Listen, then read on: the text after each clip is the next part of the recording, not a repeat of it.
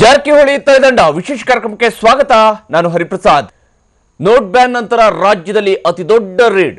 ಸಚಿವ ಜಾರಕಿಹೊಳಿ ಬಳಿ ಕೋಟಿ ಆಸ್ತಿ ಪತ್ತೆ. ಲಕ್ಷ್ಮೀ ಹೆಬ್ಬಾಳ್ಕರ್ ಮನೆ ಮೇಲೂ ತೆರಿಗೆ ವಂಚನೆ ಆರೋಪ. ಸಂಪುಟದಿಂದ ಸಚಿವ ಜಾರಕಿಹೊಳಿ ಕೈ ಬಿಡ್ತಾರಾ ಸಿಎಂ? ಲಕ್ಷ್ಮೀ ಹೆಬ್ಬಾಳ್ಕರ್ ವಿರುದ್ಧ ಕ್ರಮ ಕೈಗೊಳ್ಳುತ್ತಾ ಕಾಂಗ್ರೆಸ್? ಇದುವೇ ಈ ಹೊತ್ತಿನ ವಿಶೇಷ. ಜಾರಕಿಹೊಳಿ ತಲೆದಂಡ.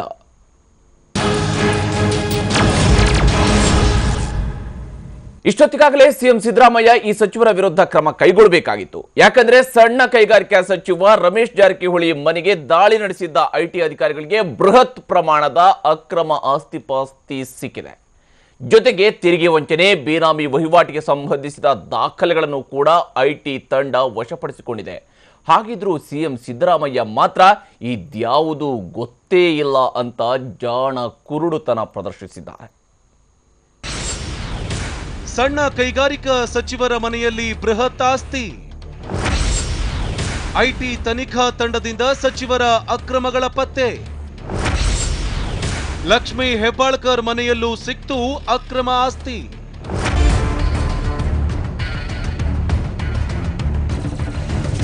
ರಾಜ್ಯದ ಸಣ್ಣ ಕೈಗಾರಿಕಾ ಸಚಿವ ರಮೇಶ್ ಜಾರಕಿಹೊಳಿ ಮನೆ ಮೇಲೆ ಜನವರಿ 19ರಂದು ಆದಾಯ ತೆರಿಗೆ ಇಲಾಖೆ ತನಿಖಾ ದಳದ ಅಧಿಕಾರಿಗಳು ದಾಳಿ ನಡೆಸಿದ್ರು.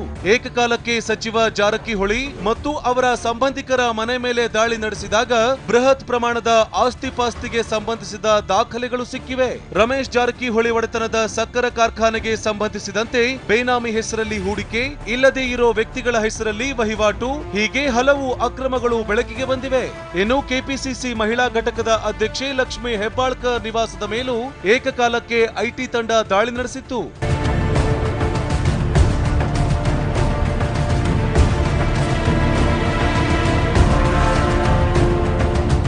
ಈ ವೇಳೆ ತೆರಿಗೆ ವಂಚಿಸಿ ಅಕ್ರಮ ಆಸ್ತಿ ಹೊಂದಿರೋದನ್ನ ಐಟಿ ಅಧಿಕಾರಿಗಳು ಪತ್ತೆ ಹಚ್ಚಿದ್ದಾರೆ. ಇವರಿಬ್ಬರ ಮನೆಗಳಲ್ಲಿ ಬರೋಬ್ಬರಿ 162 ಕೋಟಿ ಮೌಲ್ಯದ ಆಸ್ತಿ ಪಾಸ್ತಿ ಕಂಡು ಬಂದಿದೆ ಎಂದು ದಾಳಿ ನಡೆಸಿದ ಐಟಿ ಅಧಿಕಾರಿಗಳು ತಿಳಿಸಿದ್ದಾರೆ. ರಮೇಶ್ ಜಾರಕಿಹೊಳಿ ಮತ್ತು ಲಕ್ಷ್ಮೀ ಹೆಬ್ಬಾಳ್ಕರ್ ಮನೆಗಳಿಗೆ ದಾಳಿ ನಡೆಸಿದ ಐಟಿ ಅಧಿಕಾರಿಗಳು ಬರೋಬ್ಬರಿ 162 ಕೋಟಿ, ಇದರಲ್ಲಿ ಸಚಿವ ರಮೇಶ್ ಜಾರಕಿಹೊಳಿ ಮನೆಯಲ್ಲಿ 41 ಲಕ್ಷ ರೂಪಾಯಿಯಷ್ಟು ಹಣ ಪತ್ತೆಯಾಗಿದ್ದು ಎಲ್ಲವೂ 2,000 ರೂಪಾಯಿಯ ಹೊಸ ನೋಟು ಅನ್ನೋದು ವಿಶೇಷ. ಇನ್ನು ರಮೇಶ್ ಜಾರಕಿಹೊಳಿ ಮನೆಯಿಂದ 2.8 ಕೆಜಿ ತೂಕದ ಚಿನ್ನಾಭರಣ ವಶಪಡಿಸಿಕೊಳ್ಳಲಾಗಿದೆ ಅಂತ ಐಟಿ ಇಲಾಖೆ ದಾಳಿಯ ಬಗ್ಗೆ ಸ್ಪಷ್ಟನೆ ನೀಡಿದೆ.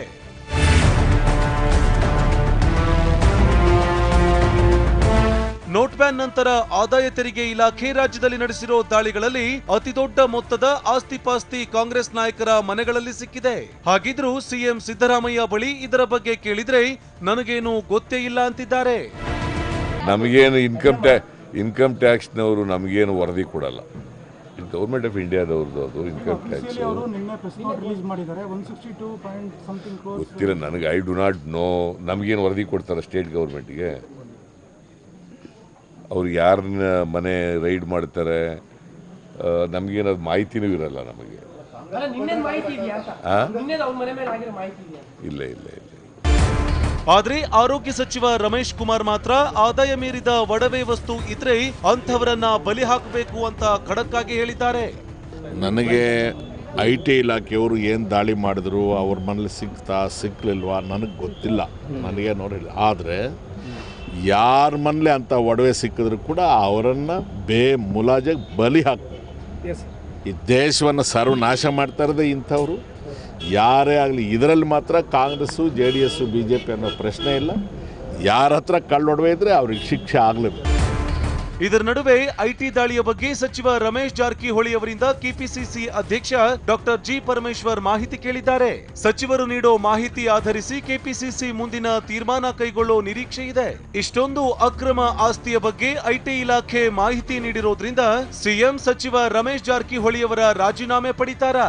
ಹಾಗೆಯೇ ಲಕ್ಷ್ಮೀ ಹೆಬ್ಬಾಳ್ಕರ್ ಬಳಿಯೂ ಕೋಟ್ಯಾಂತರ ಮೂಲದ ಆಸ್ತಿ ಪಾಸ್ತಿ ಪತ್ತೆಯಾಗಿರೋದ್ರಿಂದ ಅವರನ್ನ ರಾಜ್ಯ ಮಹಿಳಾ ಘಟಕದ ಅಧ್ಯಕ್ಷ ಸ್ಥಾನದಿಂದ ಕೆಪಿಸಿಸಿ ಕೆಳಗಿಳಿಸುತ್ತೆ ಅನ್ನೋದು ಸದ್ಯದ ಪ್ರಶ್ನೆ. Bureau report, TV9.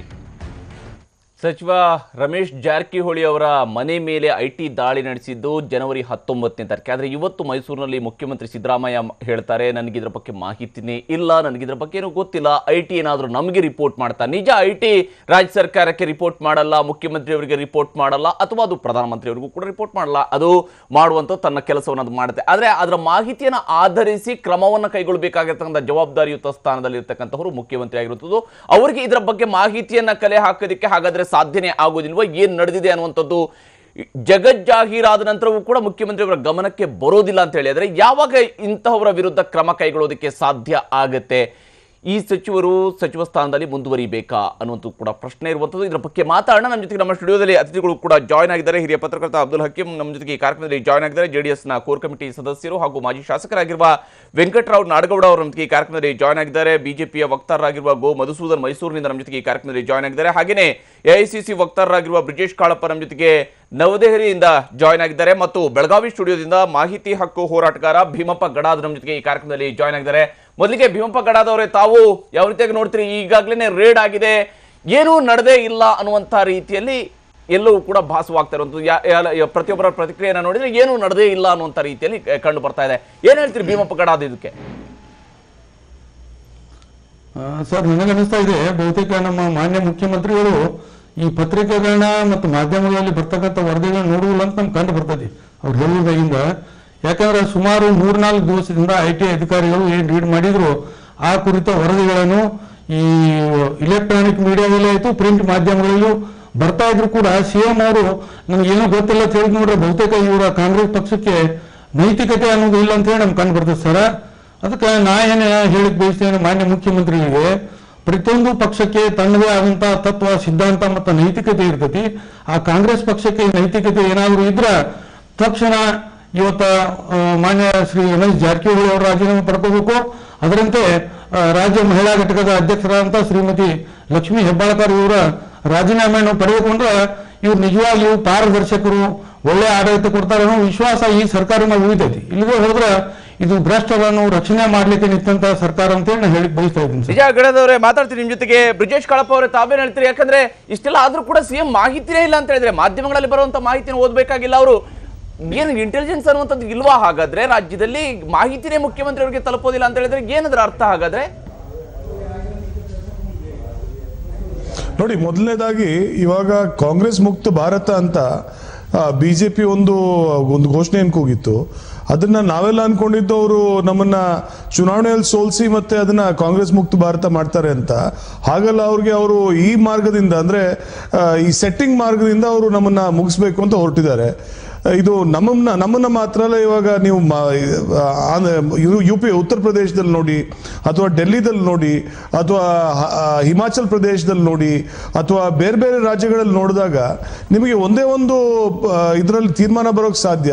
ಏನು ಅಂತ ಹೇಳಿದ್ರೆ, ಇವಾಗ BJP ಅವರು ಯಾವ ಲೆಕ್ಕದಲ್ಲಿ ಬೇರೆ ಬೇರೆ ರಾಜ್ಯಗಳ ಹೇಗೆ ಅದನ್ನ ಡಿಸ್ಕ್ರಿಮಿನೇಟ್ ಮಾಡಬೇಕು, ಅದನ್ನ ಹೇಗೆ ಡಿಸ್ಟೆಬಿಲೈಸ್ ಮಾಡಬೇಕು ಅನ್ನೋಂಥ ಒಂದು ರೀತಿಯಲ್ಲಿ ಹೇಗೆ ನಡ್ಕೋಬೇಕು ಅನ್ನೋಂಥದ್ದು ಇವಾಗ ಅವರು ಪರಿಣಿತಿ ಪಡೆದುಬಿಟ್ಟಿದ್ದಾರೆ.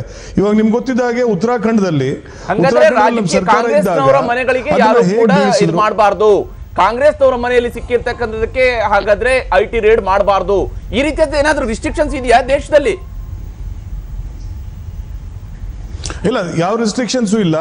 ನಾನು ಇದನ್ನ ಯಾವ ರೆಸ್ಟ್ರಿಕ್ಷನ್ ಅಂತ ಒಪ್ಕೋತೀನಿ. ಯಾವಾಗ ಅಂತ ಹೇಳಿದ್ರೆ, ಇವಾಗ BJPದಲ್ಲಿ ಒಬ್ಬ ಮುಖ್ಯಮಂತ್ರಿ ಅವರು ಜೈಲ್ಗೆ ಹೋದವರು, ಅವ್ರ ಮೇಲೆ ರೇಡ್ ಆಯಿತು. ಅಥವಾ ಈಶ್ವರಪ್ಪನವರು ಅವ್ರ ಮನೆಯಲ್ಲಿ ಕರೆನ್ಸಿ ನೋಟ್ ಕೌಂಟಿಂಗ್ ಮಿಷಿನ್ ಇತ್ತು, ಅವ್ರ ಮನೇಲಿ ರೇಡ್ ಆಯಿತು. ಅದೇ ಥರ ಬೇರೆ ಬೇರೆ ರಾಜ್ಯದ ಸಚಿವರು, ಮಾಜಿ ಸಚಿವರು, ಇವರು ಯಾವ್ಯಾವ ಕೃತ್ಯಗಳನ್ನ ಏನು ನಡೆಸಿದ್ದಾರೆ ಅನ್ನೋದು ಎಲ್ಲರಿಗೂ ಗೊತ್ತಿದೆ. ಅವ್ರ ಮೇಲೆ ರೇಡ್ ನಡೆದು ಅದೇ ಥರ ಕಾಂಗ್ರೆಸ್ನವ್ರ ಮೇಲೂ ರೇಡ್ ನಡೆದಿದ್ರೆ ಇಲ್ಲ ಪರವಾಗಿಲ್ಲಪ್ಪ, ಸರಿಯಾಗಿ ಕೆಲಸ ಮಾಡ್ತಿದ್ದಾರೆ. ಇವಾಗ ನಿಮ್ಗೆ ಗೊತ್ತಿದ್ದ ಹಾಗೆ ನೀವು ಪ್ರತಿ ಪ್ರಚಾರ ಭಾಷಣದಲ್ಲೂ ಮಾತಾಡ್ತೀರಿ, ಮಾಧ್ಯಮದಲ್ಲೂ ಕೂತ್ಕೊಂಡು ಮಾತಾಡುವಾಗಲೂ ಕೂಡ ಇದನ್ನ ಹೇಳ್ತೀರಿ. ಇದನ್ನ ಹೇಳಬೇಕು ಅಂತ ನೈತಿಕತೆಯನ್ನು ನೀವು ಉಳಿಸ್ಕೊಳ್ಬೇಕು ಅಂದ್ರೆ ನಿಮ್ಮವರ ಮೇಲೆ ಕ್ರಮವನ್ನು ಕೈಗೊಳ್ಳಬೇಕು.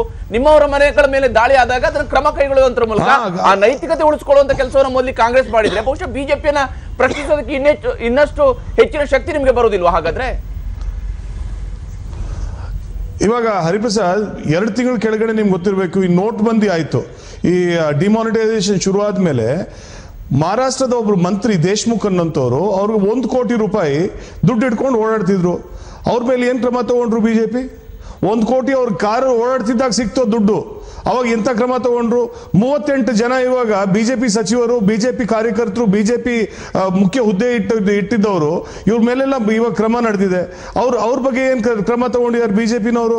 ಇವಾಗ ನೋಡಿ, ಈ ರೈಡಲ್ಲಿ ಇವಾಗ ಜಾರಕಿಹೊಳಿ ಅವರು ಎಷ್ಟು ಪ್ರಮಾಣದ ಒಂದು ಅಸೆಟ್ಸ್ ಡಿಕ್ಲೇರ್ ಮಾಡಿದ್ದಾರೆ? 57 ಕೋಟಿ ಡಿಕ್ಲೇರ್ ಮಾಡಿದ್ದಾರೆ ಅವ್ರ ಹಳೆ ಚುನಾವಣೆಯಲ್ಲಿ. 57 ಕ್ರೋರಲ್ಲಿ ಇವತ್ತು ನೀವು ಇವಾಗ ಈ ಮಹಾರಾಷ್ಟ್ರ MLA ಅಂತ ಹೇಳಿದ್ನಲ್ಲ ಮಂತ್ರಿಗಳು ಇವಾಗ ಸಿಕ್ಕಾಕೊಂಡಿದ್ದವರು, ಅವ್ರು ಏನ್ ಹೇಳ್ತಿದ್ರು ಕಾರಣ? ಇಲ್ಲ ಅವರು ಶುಗರ್ ಫ್ಯಾಕ್ಟ್ರಿ ನಡೆಸ್ತಾ ಇದ್ರು, ಆ ಶುಗರ್ ಫ್ಯಾಕ್ಟ್ರಿ ವರ್ಕರ್ಸ್ಗೆ ದುಡ್ಡು ಕೊಡೋದಕ್ಕೆ ಮತ್ತೆ ಸ್ಯಾಲರೀಸ್ ಕೊಡೋದಕ್ಕೆ ಹಂಚ್ಕೊಡೋದಕ್ಕೆ ದುಡ್ಡು ಹೋಗ್ತಾ ಇದ್ರು, ಅದಕ್ಕೆ ಅವ್ರನ್ನ ಬಿಟ್ಬಿಟ್ಟಿದೀವಿ, ಅವ್ರನ್ನೇನ್ ಮಾಡಿಲ್ಲ ಅಂತ. ಹಾಗಿದ್ರೆ ಜಾರಕಿಹೊಳಿ ಹತ್ರ ಯಾವ್ದು ಬಿಸ್ನೆಸ್ ಇಲ್ವಾ? ಜಾರಕಿಹೊಳಿ ಹತ್ರ ಯಾವ ಶುಗರ್ ಫ್ಯಾಕ್ಟ್ರಿ ಅಥವಾ ಲಿಕ್ಕರ್ ಕಂಪನೀಸ್ ಇಲ್ವಾ? ಮತ್ತೆ ಅವರು ಬಿಸ್ನೆಸ್ ನಡೆಸೋ ಅವಶ್ಯಕತೆ ಇಲ್ವಾ? ಅವರ ಲೈವ್ಲಿಹುಡ್ ಅವ್ರು ಬಿಟ್ಟು ಇವಾಗ ಇದು ರಾಜಕೀಯಕ್ಕೆ ಬರ್ಬೇಕಾಗಿತ್ತಾ?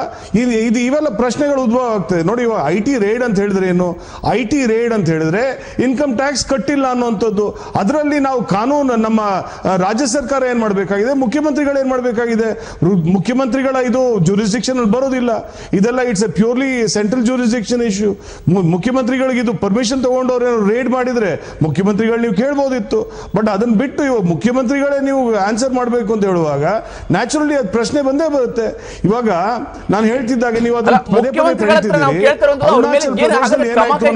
ಮುಖ್ಯಮಂತ್ರಿಗಳಲ್ವಾ? ಮುಖ್ಯಮಂತ್ರಿಗಳಿಗೆ ರೇಡ್ ಆಗಿದೆ ಅನ್ನೋದ್ರ ಬಗ್ಗೆ ಮಾಹಿತಿಯೇ ಇರೋದಿಲ್ಲ ಅಂತ ಹೇಳಿದ್ರೆ ಹಂಗಾದ್ರೆ ಏನಿದೆ ಅರ್ಥ?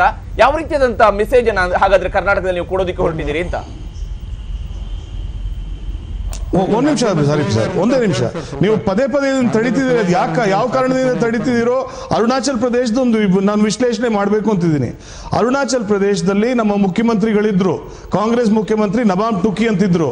ಅವರನ್ನ ಎತ್ತಂಗಡಿ ಮಾಡಿ ಎಲ್ಲ ಎಂಟೈರ್ ಬಿಜೆಪಿ ಕಾಂಗ್ರೆಸ್ ಲೆಜಿಸ್ಲೇಚರ್ ಪಾರ್ಟಿನ ಇವರು ದುಡ್ಡು ಕೊಟ್ಟು, ಬಿಜೆಪಿ ಅವರು ದುಡ್ಡು ಕೊಟ್ಟು ಖರೀದಿ ಮಾಡಿ ಒಂದ್ ಕಡೆ ತಗೊಂಡೋದ್ರು. ಸುಪ್ರೀಂ ಕೋರ್ಟ್ ಅದಕ್ಕೆ ಚೀಮಾರಿ ಹಾಕಿ ಮತ್ತೆ ಮತ್ತೆ ಕಾಂಗ್ರೆಸ್ ಸರ್ಕಾರ ಬರೋಂಗ್ ಮಾಡ್ತು. ಬಟ್ ಇವ್ರೇನ್ ಮಾಡಿದ್ರು ಅವಾಗ? ಮತ್ತೆ ಅದೇ MLAsಗೆ ಸೆಕೆಂಡ್ ಟೈಮ್ ಜಡ್ಜ್ಮೆಂಟ್ ಆದ್ಮೇಲೆ ಸೆಕೆಂಡ್ ಟೈಮ್ ಹೋಗ್ಬಿಟ್ಟು ಮತ್ತೆ ದುಡ್ಡು ಕೊಟ್ಟು ಅದನ್ನ ಮಾಡಿದ್ರು.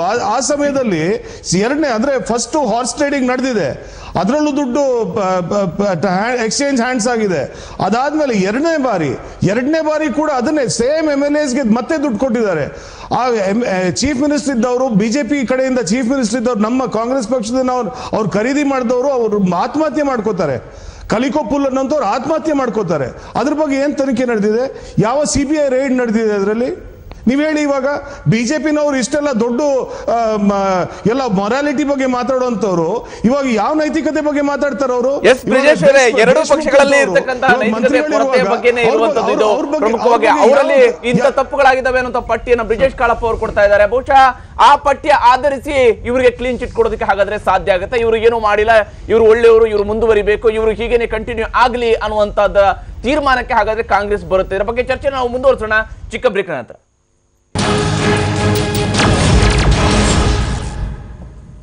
ನಂತರ ಮತ್ತೊಮ್ಮೆ ಸ್ವಾಗತ. ನಾವು ಚರ್ಚೆಯನ್ನ ಮುಂದುವರಿಸೋಣ.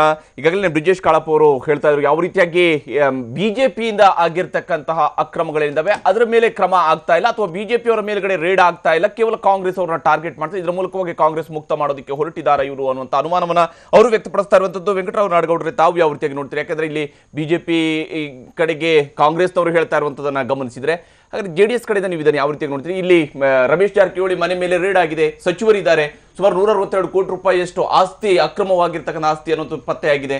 ಹಾಗಾದ್ರೆ ಏನು ಕ್ರಮ ಬೇಡಬೇಕು? ನೋಡಿ, ಕ್ರಮ ತೆಗೆದುಕೊಳ್ಬೇಕಾದದ್ದು ಅವಶ್ಯ. ಆದರೆ ಇವತ್ತಿನ ಪರಿಸ್ಥಿತಿ ನೋಡಿದರೆ ಇವರು ಯಾರ ಮೇಲೂ ಯಾವುದೇ ಕ್ರಮ ಆಗೋದಿಲ್ಲ ಅನ್ನೋ ಅಂತಕ್ಕಂಥ ಭಾವನೆ ಜನಸಾಮಾನ್ಯರಲ್ಲಿ ಮೂಡಿಹೋಗಿದೆ. ಹಿಂದೆ ಆಗಿರ್ತಕ್ಕಂಥವನ್ನು ನೋಡಿದರೆ ಯಾವ ಅಧಿಕಾರಿಗಳು ಸಿಕ್ಕರು, ಎಷ್ಟು ಕೋಟಿ ಸಿಕ್ತು, ಆದರೆ ಅವ್ರು ಯಾರಿಗೂ ಏನೂ ಕ್ರಮ ಆಗಲಿಲ್ಲ. ಈಗ ಇವ್ರು ಸಿಕ್ಕಿದ್ದಾರೆ, ಈಗ ಇವ್ರು ಸಿಕ್ಕಾರ ಅಂದ ತಕ್ಷಣ ಅವ್ರಿಗೆ ಈಗ ಕಾಂಗ್ರೆಸ್ ಅಂತ ಟಾರ್ಗೆಟ್ ಮಾಡಿದ್ದಾರೆ ಅನ್ನುವ ಭಾವನೆಯನ್ನು ಅವರು ವ್ಯಕ್ತಪಡಿಸಿದರು. ಒಂದು ವೇಳೆ ಆ ಉದ್ದೇಶದಿಂದನೇ ಕೇಂದ್ರ ಸರ್ಕಾರ ಮಾಡಿದರೆ ಅದು ಸರಿಯಾದ ಕ್ರಮ ಅಲ್ಲ ಅನ್ನೋದು. ಈಗ ಹಂಗೆ ಮಾಡಿಲ್ಲ ಅಂತಕ್ಕಂಥದ್ದು ನನ್ನ ಭಾವನೆ ಇರ್ತದೆ. ಅವ್ರಿಗೇನೊಂದು ಇನ್ಫಾರ್ಮೇಷನ್ ಗ್ಯಾದರ್ ಆಗಿರ್ತದೆ, ಆ ಇನ್ಫಾರ್ಮೇಷನ್ ಮೇಲೆ ರೇಡ್ ಮಾಡಿದ್ದಾರೆ.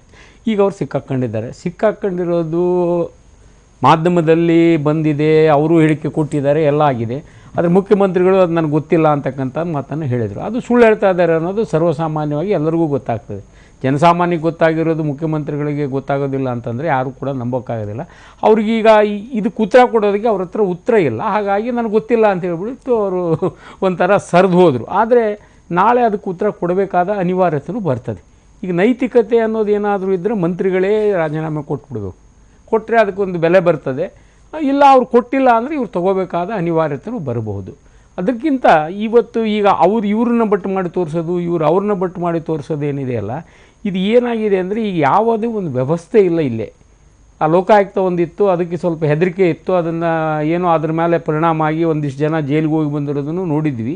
ಈಗ ಅದನ್ನು ಮುಗಿಸ್ಬಿಟ್ರು. ಈಗಿನ್ನ ಉಳಿದಿರೋದು ಮುಖ್ಯಮಂತ್ರಿಗಳ ಕೈಯಲ್ಲಿರ್ತಕ್ಕಂಥ ಒಂದು ಸಂಸ್ಥೆ. ಅದರಿಂದ ಏನು ನ್ಯಾಯ ಸಿಗ್ತದೆ ಅಂತ ನಿರೀಕ್ಷೆ ಮಾಡೋದಕ್ಕೂ ಆಗೋದಿಲ್ಲ.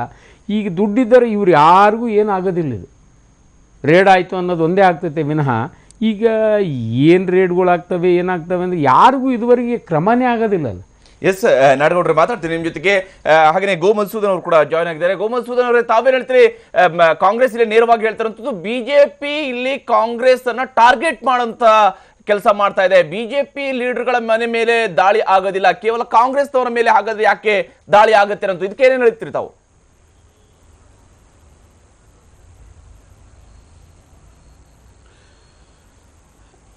BJP ಇದನ್ನು ಯಾರನ್ನೋ ಟಾರ್ಗೆಟ್ ಮಾಡ್ತಾ ಇದೆ ಅಂತ ಹೇಳುವಂಥದ್ದು ತಪ್ಪು. CBIನವರು ಯಾರು ಕರಪ್ಟ್ ಇದ್ದಾರೆ, ಯಾರ ಹತ್ರ ಬ್ಲ್ಯಾಕ್ ಮನಿ ಇದೆ ಅಂಥವ್ರು ಎಲ್ಲರನ್ನೂ ಸಹ ಟಾರ್ಗೆಟ್ ಮಾಡ್ತಾ ಇದ್ದಾರೆ. ಈ ರೈಡ್ ಆಗಿರೋದ್ರ ಹಿಂದ್ಗಡೆ ಅವ್ರದ್ದೇ ಆದಂಥ ಒಂದು ಮಾಹಿತಿಯನ್ನು ಅವರು ಪಡ್ಕೊಂಡಿರ್ತಾರೆ. ವಿಶೇಷವಾಗಿ ಕರ್ನಾಟಕದಲ್ಲಿ ಡಿಮಾನಿಟೈಸೇಷನ್ ಆದ ನಂತರದಲ್ಲಿ ನಮ್ಮ DCC ಬ್ಯಾಂಕ್ಗಳು ಯಾವುದಿದ್ದಾವೆ, ಈ ಎಲ್ಲ ಕೋಆಪರೇಟಿವ್ ಇನ್ಸ್ಟಿಟ್ಯೂಷನ್ಗಳಲ್ಲಿ ತಮಗಿರುವಂಥ ರಾಜಕೀಯ ಬಲವನ್ನು, ಸರ್ಕಾರದ ಅಧಿಕಾರವನ್ನು ದುರುಪಯೋಗ ಮಾಡಿಕೊಂಡು ಅನೇಕ ಜನ ಈಗ ಸಿಕ್ಕಿರುವಂಥ ಒಂದು ಮಾಹಿತಿ ಪ್ರಕಾರ 1700 ಕೋಟಿಯಷ್ಟು ಹಣವನ್ನು ಬಂದಿರುವಂಥ ಆ ಹೊಸ ನೋಟ್ಸ್ನ ಸ್ಟ್ರೈಟವೇ ತಮ್ಮ ಹತ್ರ ಇರುವಂಥ ಹಳೆ ನೋಟ್ಗಳಿಗೆ ಎಕ್ಸ್ಚೇಂಜ್ ಮಾಡ್ಕೊಂಬಿಟ್ಟಿದ್ದಾರೆ. KYCನೇ ಇಲ್ಲದೆ ಇರುವಂಥದ್ದು ಸಾವಿರಾರು ಅಕೌಂಟ್ಗಳನ್ನ ಪ್ರಾರಂಭ ಮಾಡಿ ಆ ಅಕೌಂಟ್ಗಳಿಗೆ ದುಡ್ಡನ್ನು ತುಂಬಿದ್ದಾರೆ. ಈ ಹಿನ್ನೆಲೆಯಲ್ಲಿ ಈಗಾಗಲೇ ಯಾವ್ಯಾವ DCC ಬ್ಯಾಂಕ್ಗಳಲ್ಲಿ ಈ ರೀತಿ ಹಣ ತುಂಬಿದೆ ಅದು ಎಲ್ಲದರ ಬಗ್ಗೆನೂ ಸಹ CBI ರೈಡ್ ಮಾಡ್ತಾ ಇದೆ. ಆ CBI ರೈಡ್ ಮಾಡ್ತಾ ಇರೋದ್ರ ಹಿಂದೆ ಯಾರ ಕೈವಾಡವೂ ಇಲ್ಲ. ಇದನ್ನ ಅವ್ರನ್ನ ಟಾರ್ಗೆಟ್ ಮಾಡಿದ್ರು, ಇವ್ರನ್ನ ಟಾರ್ಗೆಟ್ ಮಾಡಿದ್ರು ಅಂತ ಹೇಳುವಂಥದ್ರಲ್ಲಿ ಯಾವುದೇ ಅರ್ಥ ನನಗಂತೂ ಕಾಣಿಸ್ತಾ ಇಲ್ಲ. ಅದರಲ್ಲಿ ಮಧುಸೂದನ್ ಜೊತೆ ಮತ್ತೆ ಮಾತಾಡ್ತೀನಿ. ಹಕೀಮ್ ಅವರೇ, ತಾವು ಏನು ಹೇಳ್ತೀರಿ? ಈಗಾಗಲೇ ಬ್ರಿಜೇಶ್ ಕಾಳಪ್ಪ ಅವರು ಹೇಳ್ತಾರೆ ಇದು ನೇರವಾಗಿ ಕಾಂಗ್ರೆಸ್ ಅನ್ನ ಟಾರ್ಗೆಟ್ ಮಾಡ್ತಾ ಇರುವಂಥದ್ದು. ಹಾಗಾದ್ರೆ ಈ ರೀತಿಯಂತ ಡಿಫೆನ್ಸಿವ್ ಆಗಿದ್ರೆ ಕ್ರಮ ಕೈಗೊಳ್ಳುವಂಥದ್ರಿಂದ ಬಚಾವಾಗ್ಬಿಡ್ಬೋದು ಅನ್ನುವಂಥ ರೀತಿನ ಇದು ಅಂತ. ಹಾಗಾದ್ರೆ ನಾನು ಎರಡು ಪ್ರಶ್ನೆಗಳನ್ನು ಇಲ್ಲಿ ಹೇಳಲಿಕ್ಕೆ ಇಷ್ಟಪಡ್ತೀನಿ. ಒಂದು, ಏನು IT ದಾಳಿ ಆದಮೇಲೆ IT ಅಧಿಕಾರಿಗಳು ಮೊದಲನೇ ಸಲ ಇತ್ತೀಚಿನ ದಿನಗಳೆಲ್ಲರೂ ಸಾಮಾನ್ಯವಾಗಿ ಏನು ಹೇಳಲ್ಲ, ಬಲ್ಲ ಮೂಲಗಳಿಂದ ಹೇಳಿಬಿಡಿ ಅಂತ ಹೇಳ್ತಾರೆ. ಅವರು ಪ್ರೆಸ್ ನೋಟ್ ಇಶ್ಯೂ ಮಾಡಿದರು. ಪ್ರೆಸ್ ನೋಟ್ ಜಗತ್ತಿಗೆ ಗೊತ್ತಾಯಿತು ಎಷ್ಟೆಷ್ಟಿದೆ, ಮೂವೇಬಲ್ಲು ಇಮ್ಮೂವೇಬಲ್ಲು ಏನೇನು ಸಿಕ್ತು ಅನ್ನೋದು ಪ್ರೆಸ್ ನೋಟ್ ಮುಖಾಂತರ ಅನೌನ್ಸ್ ಮಾಡಿದ್ದು ಹೊರತಾಗಿ ಬಾಯಿ ಮಾತಿನಿಂದ ಅಲ್ಲ. ಹೀಗಾಗಿ ಮುಖ್ಯಮಂತ್ರಿಗಳು ಇದಕ್ಕೆ ಜವಾಬ್ದಾರಿಯಿಂದಲೇ ಉತ್ತರ ಕೊಡಬೇಕು. ಎರಡನೇದ್ದು, ಕೇವಲ ಕಾಂಗ್ರೆಸ್ನವರಿಗೆ ಮಾತ್ರ ಇವರು ದಾಳಿ ಮಾಡ್ತಾರೆ ಅನ್ನೋದು ಸುಳ್ಳು. ಪ್ರಭಾಕರ್ ಕೋರೆ ಅವ್ರ ಮೇಲೂ IT ದಾಳಿ ಆಯಿತು ಇತ್ತೀಚೆಗೆ. ಶಾಮನೂರು ಶಿವಶಂಕರಪ್ಪ JDSಲಿಂದ ಮನೋಹರ್ ಮೇಲೆ ಆಗಿದೆ, ಗೋವಿಂದರಾಜ್ ಮೇಲೆ ಆಗಿದೆ. ಎಲ್ಲ ಇತ್ತೀಚಿನ ದಾಳಿಗಳೇ ಇವೆಲ್ಲ. ನಾನು ಹೇಳೋದು ಯಾಕಂತಂದರೆ ಎಲ್ಲ ಪಕ್ಷದಲ್ಲಿ ಅವರು ಒಂದು ಕಣ್ಣಿಟ್ಟಿರ್ತಾರೆ. ಆ ಕಣ್ಣಿಟ್ಟಿದ ಪ್ರಕಾರ ಅವ್ರ ಮೇಲೆ ದಾಳಿ ಆಗುತ್ತೆ. ಮತ್ತು ಮೂರನೇದು, ಇವರು ಮಾಡಿದಂಥ ಏನು ಅನಾಹುತಗಳು ಹೇಗಿದ್ದಾವೆ ಅಂತಂತಂದರೆ, ಇಲ್ಲಿ ಬೇನಾಮಿ ಹೆಸರಿನಲ್ಲಿ ಒಂದು ಅಕೌಂಟು, ಒಂದು ಹೆಸರ ಮೇಲೇ ಒಂದು ಅಕೌಂಟ್ ಮಾಡಿದ್ದಾರೆ. ಇದರಲ್ಲಿ ನಾವು ಪರಿಶೀಲನೆ ಮಾಡಿದಾಗ ಹೇಗೆ ಹೆಸರು ಅಂತ, ಬೇನಾಮಿ ಅಂದರೆ ಹೆಸರೇ ಇಲ್ಲದ ವ್ಯಕ್ತಿಯ ಮೇಲೆ ಅವರು ಅಕೌಂಟ್ ತೆಗೆದುಬಿಟ್ಟು ದುಡ್ಡು ಹಾಕಿಬಿಟ್ಟು ಆ ದುಡ್ಡನ್ನು ಸಕ್ಕರೆ ಕಾರ್ಖಾನೆಗೆ ತೆಗೆದುಕೊಂಡಿದ್ದು ಉದಾಹರಣೆ.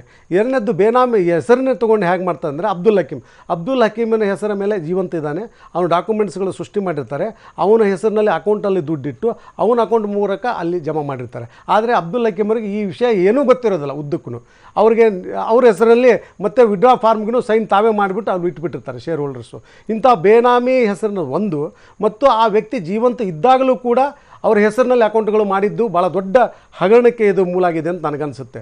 ಇಂಥ ಈ ಉದಾಹರಣೆಗಳು ಇತ್ತೀಚೆಗೆ ನಾನು ಹೇಳಲಿಕ್ಕೆ ಇಷ್ಟಪಡೋದೇನೆಂದರೆ, ಇದು ಸಹಕಾರಿ ಬ್ಯಾಂಕ್ಗಳ ಮೂಲಕ ಮಾತ್ರ ಆಗಲಿಕ್ಕೆ ಶಕ್ಯ ಅನ್ನೋದನ್ನು ಭಾಳ ನಾವು ಮೊದಲೇ ದಿನದಿಂದ ಪ್ರತಿಪಾದನೆ ಮಾಡ್ತಾ ಇದ್ದೀವಿ. ಸಹಕಾರಿ ಬ್ಯಾಂಕ್ಗಳು ಇವ್ರ ಕೈಯಲ್ಲಿದೆ, ಶುಗರ್ ಫ್ಯಾಕ್ಟ್ರಿನೂ ಇವ್ರ ಕೈಯಲ್ಲಿದೆ, ದುಡ್ಡು ಇವ್ರ ಕೈಯಲ್ಲಿದೆ. ಹೆಚ್ಚುವರಿ ದುಡ್ಡು ಬಂತು ಅಂತಂದರೆ ಆಟೋಮೆಟಿಕ್ ಬೇರೆಯವರ ಹೆಸರಿನಲ್ಲಿ ಹಾಕಿ, ಅಥವಾ ಆ ವ್ಯಕ್ತಿ ಜೀವಂತಿದ್ದಾಗಲೂ ಆ ವ್ಯಕ್ತಿಗೆ ಗೊತ್ತಿಲ್ಲಾರ್ದಾಗೆ ಆ ಅಕೌಂಟ್ ಹಾಕಿಬಿಟ್ಟು ಅಲ್ಲಿ ತೆಗೆದುಕೊಂಡಂತ ಬಂದಂತ ಇದೆ. ಈಗ 162 ಕೋಟಿ ಅಕ್ರಮ ಆಸ್ತಿ ಅಂತ ಹೇಳ್ತಾ ಇದ್ದಾರೆ. ಇವರು 2013-14ರಲ್ಲಿ 57 ಕೋಟಿ ಟೋಟಲ್ ಅವರು ಫ್ಯಾಮಿಲಿದು ಅಸೆಟ್ಟನ್ನು ಮಾಡಿದರೆ 112 ಕೋಟಿ ರೂಪಾಯಿ 3 ವರ್ಷದಲ್ಲಿ ಹೇಗೆ ಇವರಿಗೆ ಬಂತು ಅನ್ನೋದನ್ನು ಕೂಡ ಅವರು ಉತ್ತರ ಕೊಡಬೇಕಾಗುತ್ತೆ.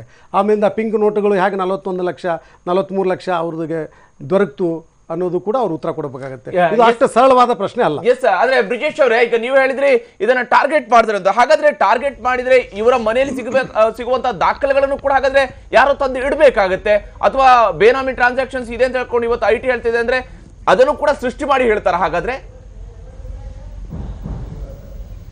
ನೋಡಿ, ಮೊದಲನೇದಾಗಿ ಹರಿಪ್ರಸಾದ್, ಇದರಲ್ಲಿ ನಾವು let us make the facts very clear. Issue ಏನಿದೆ, ಇವಾಗ ನಮಗೆ ನಾವು ಲಾ ಕಾಲೇಜಲ್ಲಿ ನಾವು ಓದಿದ್ದು avoidance of tax is not a crime. ಅಂದರೆ ನಾನು ಟ್ಯಾಕ್ಸ್ ಯಾವ ಲೆಕ್ಕದಲ್ಲಿ ನಾನು ಅವಾಯ್ಡ್ ಮಾಡ್ಬೋದು ಅನ್ನೋಂಥದ್ದು ಅದು ತಪ್ಪಲ್ಲ, ಅದು ಕ್ರೈಮ್ ಆಗಲ್ಲ. ಅದು ಯಾವ ಲೆಕ್ಕದಲ್ಲೂ ಅದು ತಪ್ಪಾಗಲ್ಲ. ಅದು evasion of tax is a crime. ಆಯ್ತಾ? ಸೊ ಎರಡು ಅದನ್ನ ಅರ್ಥ ಮಾಡ್ಕೊಳ್ಳೋಣ. ಒಂದು ಬೇಕಾದ ನಾನು ದುಡ್ಡು ಕೊಡ್ತಾ ಇರೋದು ಅವಾಯ್ಡ್ ಮಾಡಿದಾರೆ ಅಂತ ಹೇಳಲ್ಲ, ಟ್ಯಾಕ್ಸ್ ಇವೇಷನ್ ಮಾಡಿದಾರೆ ಅಂತ ಹೇಳ್ತಾ ಇರೋದು IT ಇಲಾಖೆ ಅಲ್ಲ. ಅದು that is a prime ಫೇಸಿ view. ಇವಾಗ ಏನಾಗುತ್ತೆ, ರೇಡ್ ಆಗುತ್ತೆ ನನ್ನ ಮೇಲೆ. ಇವಾಗ ರೇಡ್ ಆಗ್ಬಿಟ್ಟು 1 ಕೋಟಿ ರೂಪಾಯಿ ಸಿಗುತ್ತೆ. ಆ 1 ಕೋಟಿ ರೂಪಾಯಿಗೆ ನಾನು ಸಪೋಸಿಂಗ್ ಐ ಸೇ ಇದು this is my current income, ಈ ವರ್ಷದ ಇನ್ಕಮ್ ನಾನು ಟ್ಯಾಕ್ಸ್ ಕಟ್ತೀನಿ ಅಂತ ಹೇಳಿದ್ರೆ ಅಲ್ಲಿಗೆ ಮುಗೀತಲ್ಲ.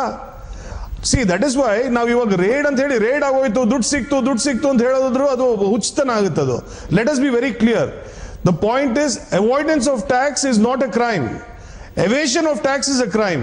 ಇದರಲ್ಲಿ ಎವೇಷನ್ ಆಗಿದೆ ಅಂತ first there has to be a prima facie finding. ಇವಾಗ ಪ್ರೈಮ್ ಫೇಸಿ ಫೈಂಡಿಂಗ್ ಇಲ್ದಲೆ ಸುಮ್ಮನೆ ದುಡ್ಡು ಸಿಕ್ತು. ಯಾವಾಗ ಫಸ್ಟ್ ಆಫ್ ಆಲ್ ಯಾವುದೇ ಇವಾಗ ಪ್ರೆಸ್ ರಿಪೋರ್ಟ್ ಅಂತ ಹೇಳಿದ್ರು, ಪ್ರೆಸ್ ರಿಪೋರ್ಟ್ ಕೊಡುವಂತ ಅವಶ್ಯಕತೆ ಎಲ್ಲಿತ್ತು ಇನ್ಕಮ್ ಟ್ಯಾಕ್ಸ್ ಆಫೀಸರ್ಸ್ಗೆ? ಇನ್ಕಮ್ ಟ್ಯಾಕ್ಸ್ ಆಫೀಸರ್ಸ್ ಅವ್ರು ಏನ್ ಕೆಲಸ ಮಾಡ್ತಿದ್ದಾರೆ? Are they mandated to give press reports? ಯಾಕೆ ಕೊಡಬೇಕು ಅವ್ರು ಪ್ರೆಸ್ ರಿಪೋರ್ಟ್? ಯಾವ IR they given a press note? ಬೇರೆ ರೇಟ್ಸ್ ಇಷ್ಟೊಂದು ಆಗ್ತವೆ. ಇವಾಗ ಕೋರೆ ಅವ್ರ ಕಡೆ ಎಷ್ಟು ಸಿಕ್ತು ಅಂತ ಪ್ರೆಸ್ ನೋಟ್ ಕೊಟ್ರಾ? ಅಥವಾ ಬೇರೆಯವ್ರ ಕಡೆ ಇವಾಗ ನೀವು ಅಬ್ದುಲ್ ಹಕೀಮ್ ಅವರು ಹೇಳಿದಾಗೆ ಬಿಜೆಪಿ ಅವ್ರ ಹತ್ರ ಎಷ್ಟೆಷ್ಟು ದುಡ್ಡು ಅಂತ ಸಿಕ್ತು ಅಂತ ಯಾವ ಪ್ರೆಸ್ ನೋಟ್ ಕೊಟ್ಟರು? ಪ್ರೆಸ್ ನೋಟ್ ಯಾವುದು ಕೊಡೋದಿಲ್ಲ. ಕಾಂಗ್ರೆಸ್ನವರು ವಿಷಯದಲ್ಲಿ ಕೊಡ್ತಾರೆ. ಯಾಕೆ? ಕ್ಲಿಯರ್ಲಿ ಕಾಂಗ್ರೆಸ್ ಮುಕ್ತ ಭಾರತ ಅನ್ನುವಂಥದ್ದು ಅದು it's not a political stand ಹೊರತು ಬೇರೆ ಯಾವ ರೀತಿಯಲ್ಲಿ ನೀವು ಯಾವ ಸ್ಕ್ರೂ ಟೈಟ್ ಹೇಗೆ ಮಾಡ್ಬೋದು ಅನ್ನೋಂಥದ್ದು ನೀವು ಹುಡುಕ್ತಾರೆ. ಇವಾಗ ನಿಮಗೆ ಒಂದು ಉದಾಹರಣೆ ಕೊಡ್ತೀನಿ. ಮೊನ್ನೆ ನಮ್ಮ ರೆಡ್ಡಿ ಅವ್ರ ಮಗಳ ಮದುವೆ ಆಯಿತು. 500 ಕೋಟಿ ರೂಪಾಯಿ ಎಲ್ರಿಗೂ ಗೊತ್ತಿದ್ದಂಗೆ ಅಲ್ಲಿ ಖರ್ಚಾಗಿದೆ. ಅವತ್ತು ಆ ಬೆಳಿಗ್ಗೆ ಏನಾದರೂ ಇನ್ಕಮ್ ಟ್ಯಾಕ್ಸ್ ರೇಡ್ ಮಾಡಲಿಲ್ಲ. ಬಟ್ ಅದೇ ಒಂದು ಉದಾಹರಣೆ ತಗೊಳ್ಳಿ. ಈ ವೀರಭದ್ರ ಸಿಂಗ್ ಅಂತ ನಮ್ಮ ಮುಖ್ಯಮಂತ್ರಿಗಳಿದ್ದಾರೆ ಹಿಮಾಚಲ್ ಪ್ರದೇಶದಲ್ಲಿ. ಅವ್ರ ಮಗಳ ಮದುವೆ ಬೆಳಿಗ್ಗೆ, ಆ ಮದುವೆ ದಿನಾನೇ ಬೆಳಿಗ್ಗೆ ಹೋಗ್ಬಿಟ್ಟು ಅಲ್ಲಿ ರೇಡ್ ಮಾಡ್ತಾರೆ. ಅದು ಯಾಕೆ ಮಾಡ್ತಾರೆ? ಬಿಜೆಪಿಗೆ ಒಂದು ನ್ಯಾಯ, ಕಾಂಗ್ರೆಸ್ಗೆ ಇನ್ನೊಂದು ನ್ಯಾಯ. ಮೊನ್ನೆ ಗಡ್ಕರಿ ಅವ್ರ ಮಗನ ಮದುವೆ ಆಗುತ್ತೆ, ಆ ಸಂದರ್ಭದಲ್ಲಿ 50 ಜೆಟ್ಸ್ಗಳು ಹೋಗ್ತವೆ. ಅದಕ್ಕೆ ಏನಾದ್ರು ರೇಡ್ ಮಾಡಿದ್ರ? ಬ್ರಿಜೇಶ್ ಕಳಪ ಅವರೇ ಮಾತಾಡ್ತೀನಿ ನಾನು ನಿಮ್ ಜೊತೆಗೆ.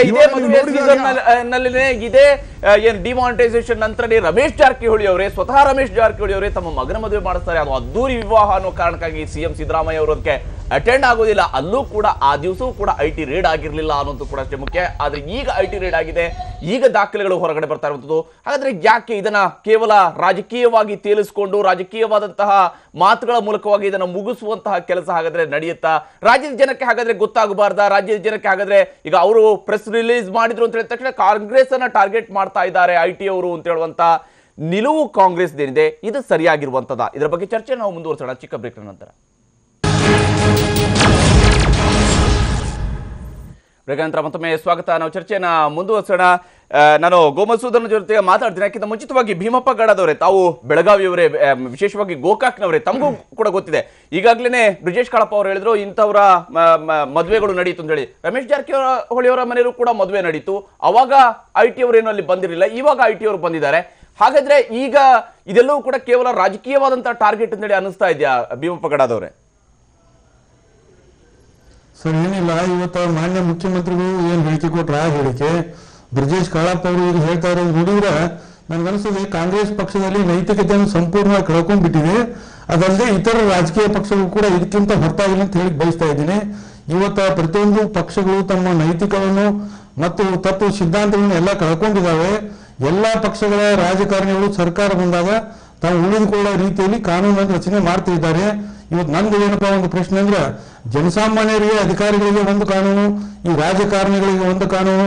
ಆದ್ದರಿಂದ ಏನ್ ಮಾಡ್ಬೇಕಂದ್ರೆ, ನಾನು ಈಗಾಗಲೇ ಪ್ರಧಾನಿ ನರೇಂದ್ರ ಮೋದಿ ಅವರಿಗೆ ಒಂದು ಪತ್ರ ಬರೆದಿದ್ದೀನಿ. ಒಂದು ಅವಧಿಕ್ಕಿಂತ ಯಾರು ಹೆಚ್ಚು ಶಾಸಕರಾಗಿದ್ದಾರೆ ಈ ದೇಶದಲ್ಲಿ ಮತ್ತು ಸಚಿವರಾಗಿದ್ದಾರೆ ಅಂತವರೆಲ್ಲ ಹಾಜಿ ಮಾಜಿ ಎಲ್ಲ ಸಂಸತ್ ಸದಸ್ಯರು, ಶಾಸಕರು, ಇವ್ರದೆಲ್ಲ ಬೇನಾಮಿ ಅಕ್ರಮ ಆಸ್ತಿ ಎಲ್ಲ ಇವ್ರ ಹತ್ತಿರ ಇದೆ. ಇದನ್ನೆಲ್ಲ ಜಪ್ ಮಾಡಿದ್ದಾರೆ. ಇವತ್ತು ನಮ್ಮ ದೇಶದಲ್ಲಿ ಇರ್ತಕ್ಕಂಥ ಎಲ್ಲ ರೈತರ ಸಾಲ ಮನ್ನಾ ಆಗ್ತೈತಿ. 10 ವರ್ಷ ಭಾರತದಲ್ಲಿ ಯಾವ ಪ್ರಜೆಯು ಟ್ಯಾಕ್ಸ್ ಕಟ್ಟುವಂತ ಅವಶ್ಯಕತೆ ಇಲ್ಲ. ಇದು ಗೊತ್ತಿದ್ರು ಸಹಿತವಾಗಿ ಇವತ್ತೆಲ್ಲ ರಾಜಕೀಯ ಪಕ್ಷಗಳು ತಾವು ಉಳಿದುಕೊಳ್ಳೋ ರೀತಿಯಲ್ಲಿ ಕಾನೂನನ್ನು ರಚಿಸ್ತಾ ಇದ್ದಾರೆ. ಒಂದು ಎಕ್ಸಾಂಪಲ್ ಹೇಳಬೇಕಿಸ್ತಾ ಇದ್ದೀನಿ. ಈ ಲೋಕಾಯುಕ್ತ ಸಂಸ್ಥೆಗೆ ಅಧಿಕಾರವನ್ನು ಫುಲ್ ಕೊಡಬೇಕು ಮತ್ತು ಜನಪ್ರತಿನಿಧಿಗಳು ಲೋಕಾಯುಕ್ತ ಕಾನೂನಿಗೆ ತರಬೇಕಂತ ಹೇಳ್ತಾರೆ. ಬಿಜೆಪಿ ಅವರು ಹೇಳುವ ಸಂದರ್ಭದಲ್ಲಿ ಕಾಂಗ್ರೆಸ್ ಅವರು ವಿರೋಧ ಮಾಡಿದ್ರು. ಇದೇ ಕಾಂಗ್ರೆಸ್ ಅವರು ಅಧಿಕಾರಕ್ಕೆ ಬಂದಾಗ ಬಿಜೆಪಿ ಅವರು ಅದಕ್ಕೆ ವಿರೋಧ ಮಾಡಿದ್ರು. ಅಂದ್ರೆ ಏನಿದೆ ಸರ್, ಒಟ್ಟ ಈ ಬಡವರ ತೆರಿಗೆ ಹಣವನ್ನು ಲೂಟಿ ಮಾಡುವ ಸಲುವಾಗಿ ನಮ್ಮ ರಾಜಕಾರಣಿಗಳಿದ್ದಾರೆ. ತಾವೇನ್ ಹೇಳ್ತೀರಿ? ಯಾಕಂದ್ರೆ ಇದರಲ್ಲಿ ಬಿಜೆಪಿ ನೇರವಾದಂತಹ ರಾಜಕಾರಣವನ್ನ ಮಾಡ್ತಾ ಇದೆ ಅಂತ ನಾ ಬ್ರಿಜೇಶ್ ಕಾಳಪ್ಪ ಅವರು ಹೇಳ್ತಾ ಇರುವಂತದ್ದು. ಯಾವ ರೀತಿಯಾಗಿ ಅಂದ್ರೆ ಇಲ್ಲಿ ಜನಾರ್ದನ್ ರೆಡ್ಡಿ ಅವರ ಮಗಳ ಮದುವೆಯನ್ನು ಅದ್ದೂರಿಯಾಗಿ ನಡೆಸ್ತಾರೆ, ಆವಾಗ ಏನು ರೇಡ್ ಆಗೋದಿಲ್ಲ. ಆದ್ರೆ ಇಲ್ಲಿ ಇವರ ಮನೆ ಮೇಲೆ ರೇಡ್ ಆಗುತ್ತೆ ಅನ್ನುವಂಥದ್ದನ್ನ ಹೇಳ್ತಾರೆ. ತಾವೇನ್ ಹೇಳ್ತೀರಿ ಇದಕ್ಕೆ?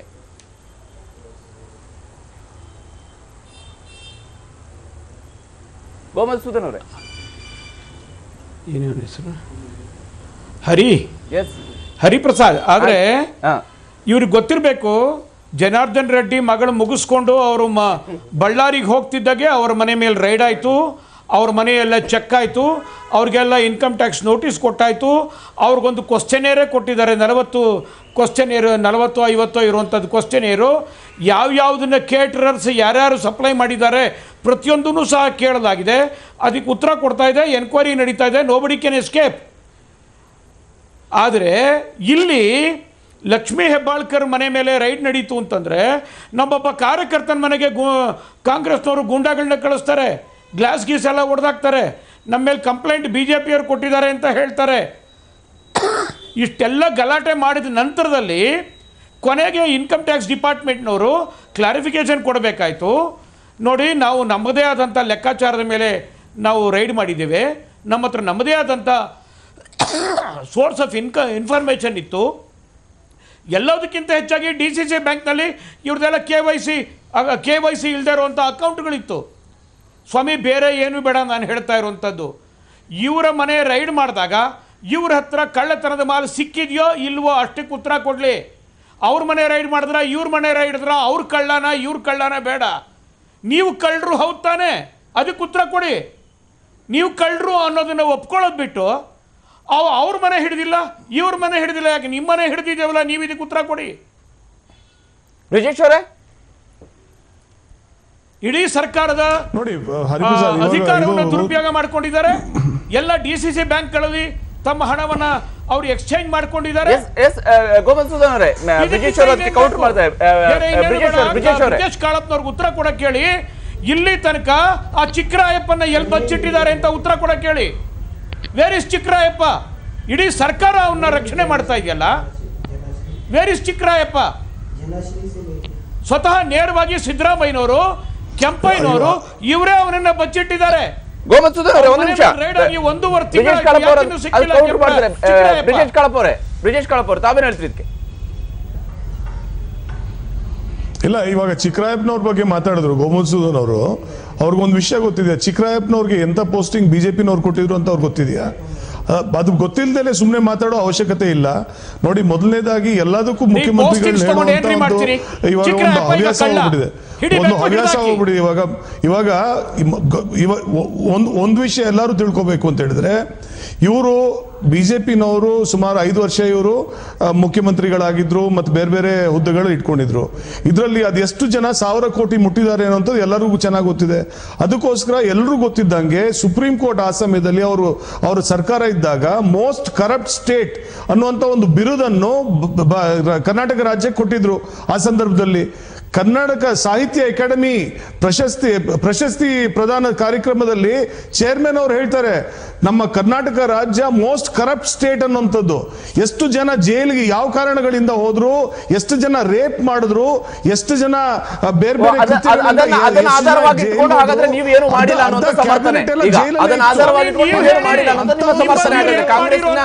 ಬೇರೆ ನಿಮ್ಮಲ್ಲಿ ಬ್ಲೂ ಫಿಲ್ಮ್ ನೋಡಿದಂತ ಮಿನಿಸ್ಟರ್ ಇದ್ದಾರೆ, ನಿಮ್ಮ ಹತ್ರ ಕಳ್ಳ ಹಣ ಸಿಕ್ಕಿರುವಂತ ವ್ಯಕ್ತಿಗಳಿದ್ದಾರೆ. ಇದಕ್ಕೆಲ್ಲ ನೀವು ಉತ್ತರ ಕೊಡಿ.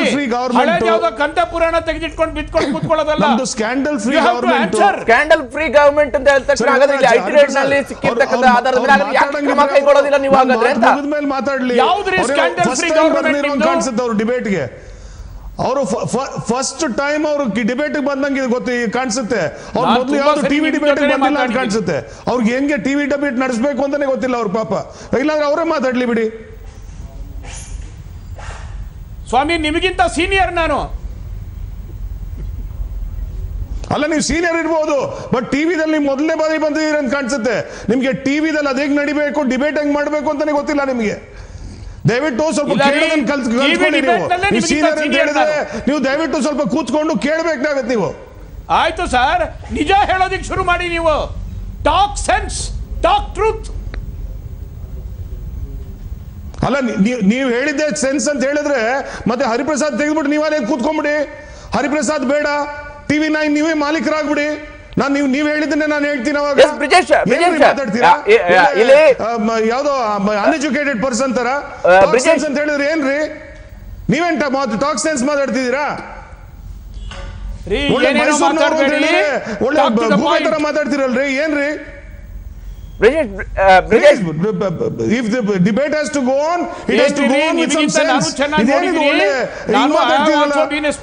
ಮಾತಾಡಿದ್ದಕ್ಕೆಲ್ಲ ನೀನ್ ಮೈಸೂರಲ್ಲಿ ಕೂತಿರೋದು, ನಾನು ಡೆಲ್ಲಿದಲ್ಲಿ ಕೂತಿದ್ದೀನಿ. ಅದೇ ಡಿಬೇಟ್ ಆಗುತ್ತೆ ಹಿಂಗೆ. But don't talk something bullshit.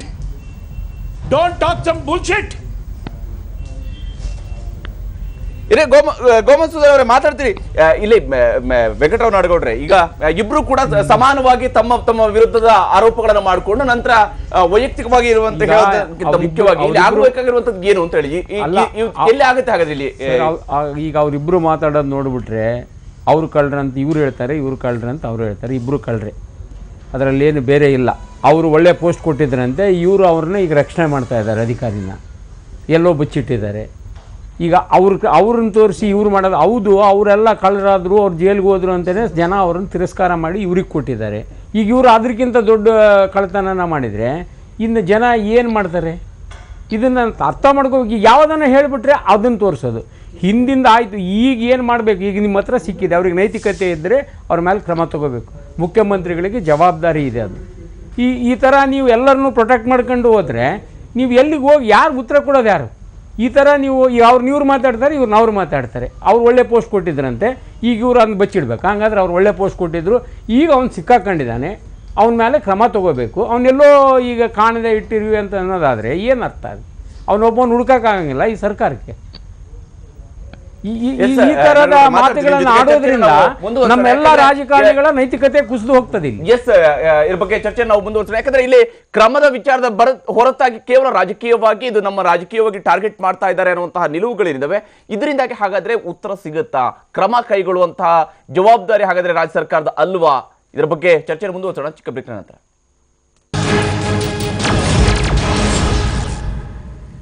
ಮೃಗೇಂದ್ರ ಮತ್ತೊಮ್ಮೆ ಸ್ವಾಗತ. ನಾವು ಚರ್ಚೆನ ಮುಂದುವರಿಸೋಣ. ಹಕ್ಕಿಮರು, ಈಗಾಗಲೇ ಎರಡೂ ಪಕ್ಷದವರು ಕೂಡ ಪರಸ್ಪರ ವಿರುದ್ಧವಾಗಿ ಮಾತಾಡೋದ್ರ ಮೂಲಕವಾಗಿಯೇ ಇಡೀ ಇಶ್ಯೂನ ಮುಗಿಸ್ಬಿಡ್ತಾರೆ. ಅಂದ್ರೆ ಇಲ್ಲಿ ಅವರ ಮೇಲೆ ಕ್ರಮ ಕೈಗೊಳ್ಳಬೇಕಾಗಿ ಇಲ್ಲ ಅನ್ನುವಂಥ ಕಡೆ ಕೊನೆಗೆ ಬಂದು ನಿಲ್ಲುತ್ತೆ. ಬಿಜೆಪಿಯವರು ಕೌಂಟರ್ ಹೇಳ್ತಾನೆ ಇರ್ತಾರೆ, ಕಾಂಗ್ರೆಸ್ ಅದಕ್ಕೆ ಕೌಂಟರ್ ಮಾಡ್ತಾರೆ, ಬೇರೆ ಯಾವುದೋ ರಾಜ್ಯದನ್ನು ತೋರಿಸ್ತಾರೆ. ಅದಕ್ಕೆ ಮುಗಿದು ಹೋಯ್ತಾ ಹಾಗಾದ್ರೆ ಅಂತ.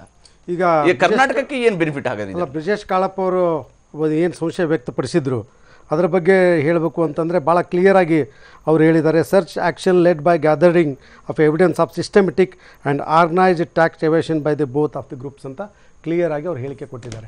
ಅಲ್ಲಿಗೆ ಸಿಸ್ಟಮೆಟಿಕ್ ಆಗಿ ಉದ್ದೇಶಪೂರ್ವಕವಾಗಿ ವ್ಯವಸ್ಥಿತವಾಗಿ ಇದನ್ನು ಈ ಕೆಲಸ ಮಾಡಿದ್ದಾರೆ ಅನ್ನೋದು ಇನ್ಕಮ್ ಟ್ಯಾಕ್ಸ್ನವರ ಒಂದು ಹೇಳಿಕೆ ಆಗಿದೆ.